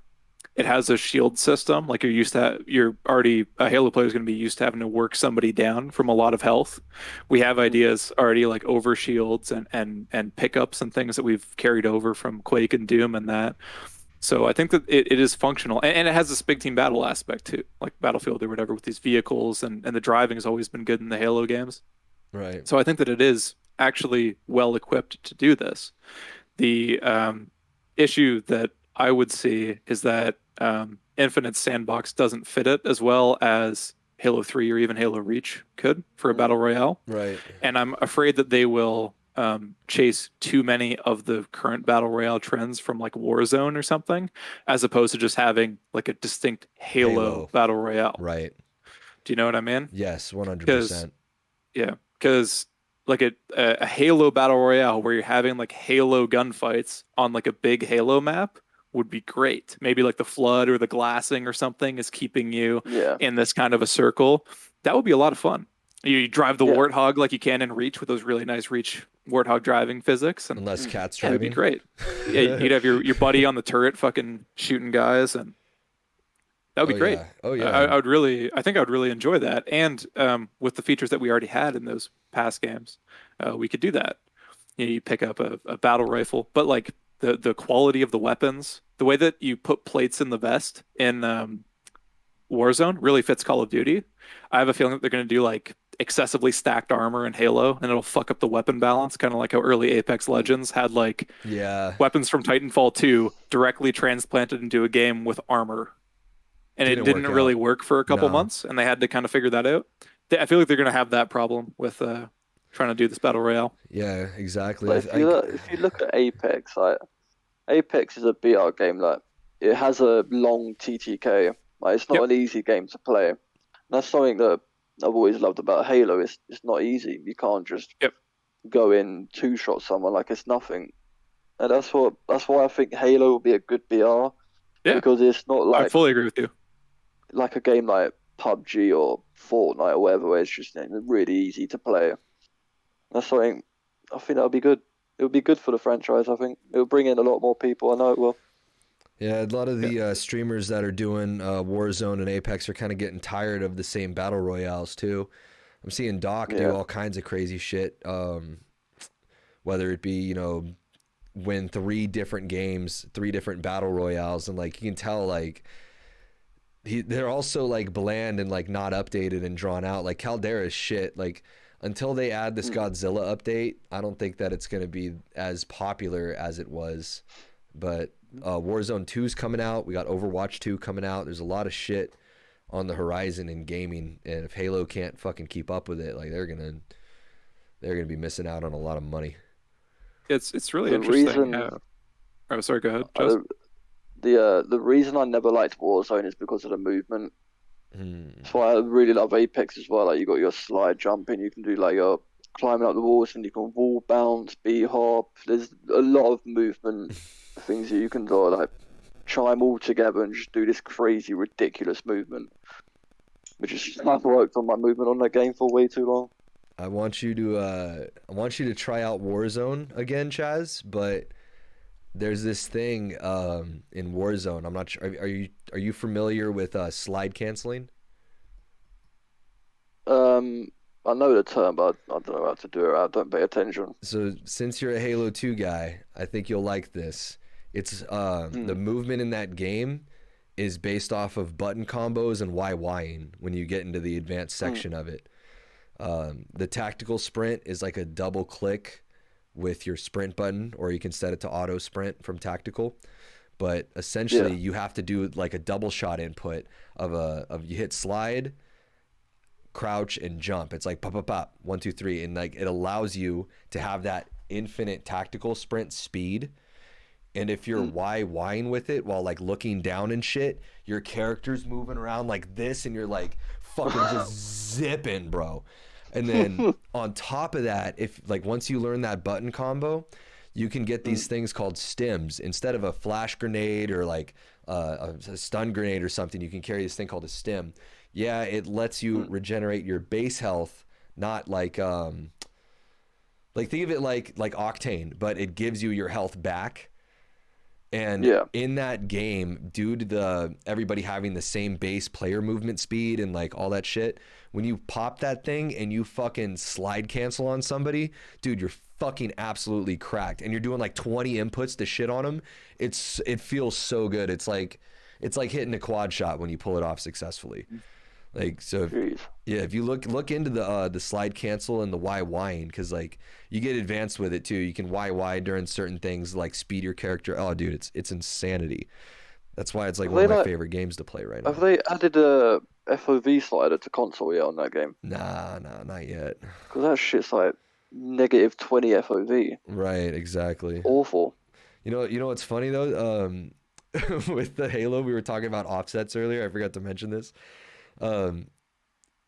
I trigger the fuck out of everybody with my offsets in Halo. I have my max FOV and I have my offsets like left center in the middle of the screen. And everyone's like, why the fuck do you have it like that? You look like a psycho playing. And I'm like, look a little bit closer. Do you know what it looks like? And they're like, no. And I go, like Perfect Dark. Perfect Dark, 007 GoldenEye. Like, I like it where all your guns are like up like this, like how the dragon is in Perfect Dark. Yeah. Like the AK. The AK in fucking 007 is also offset center. So like people look at it, they're like, why does this look familiar? But it doesn't look right. And I'm like, because it's fucking GoldenEye. Like, yeah, your rockets look horrible though. Yeah, I can never get it like that. That you have to just be carrying fucking it like this, like a fucking soldier from TF2. Yeah, on the fucking BR, like I have my rifles set like that too, where they're like very close to the center of the screen and as far down as possible, just so I can see everything. Like the way that you have the rockets, it's like this huge cock just blocking half your vision. Fucking eat it, eat it, kid. Yeah, I was thinking like because like a rifle, if you break it down with a rifle and you don't have it on your shoulder and you have it on your chest. I don't know. Maybe this is the gunfighting pill, boys. Dude. But yeah, if you don't have enough if you don't have enough space to have it on your shoulder, you'll actually do what's called breaking it down, and you'll put it like on this part of your arm or on your chest or something, and it looks like that. And Spartans don't need to shoulder their weapons. They've got the actual reticle and shit, so it makes total sense to me that they would hold it like that. Yeah. Same with Perfect Dark, right? Joanna's got like cyber implants and it's like an action game and that's cool. But like the rockets, it's like, where's Master Chief's shoulder? He doesn't need. He's holding it like this. Is he putting the tube like to his chest? Yes. And fucking holding it like this. It recharges his energy shields.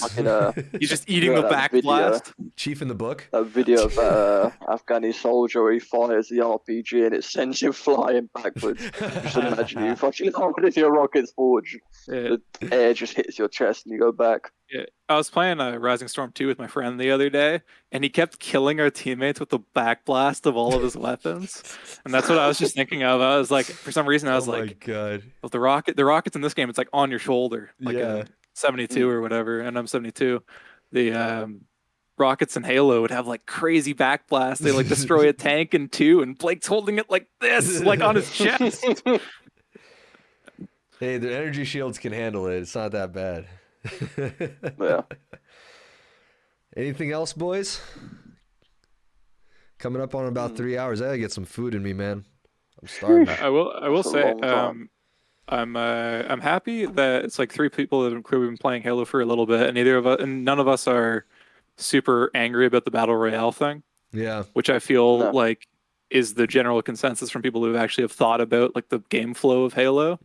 But my main concern is still just like, I really hope that it feels like a Halo battle royale, not a battle royale that's themed after, Installation 1 or whatever, like that first level from Halo.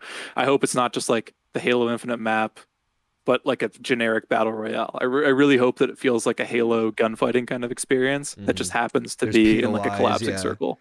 Yeah. Well, as long as they do it right and it works and everything, I believe it'll do very well. Yeah. It's just like Fortnite, Yeah.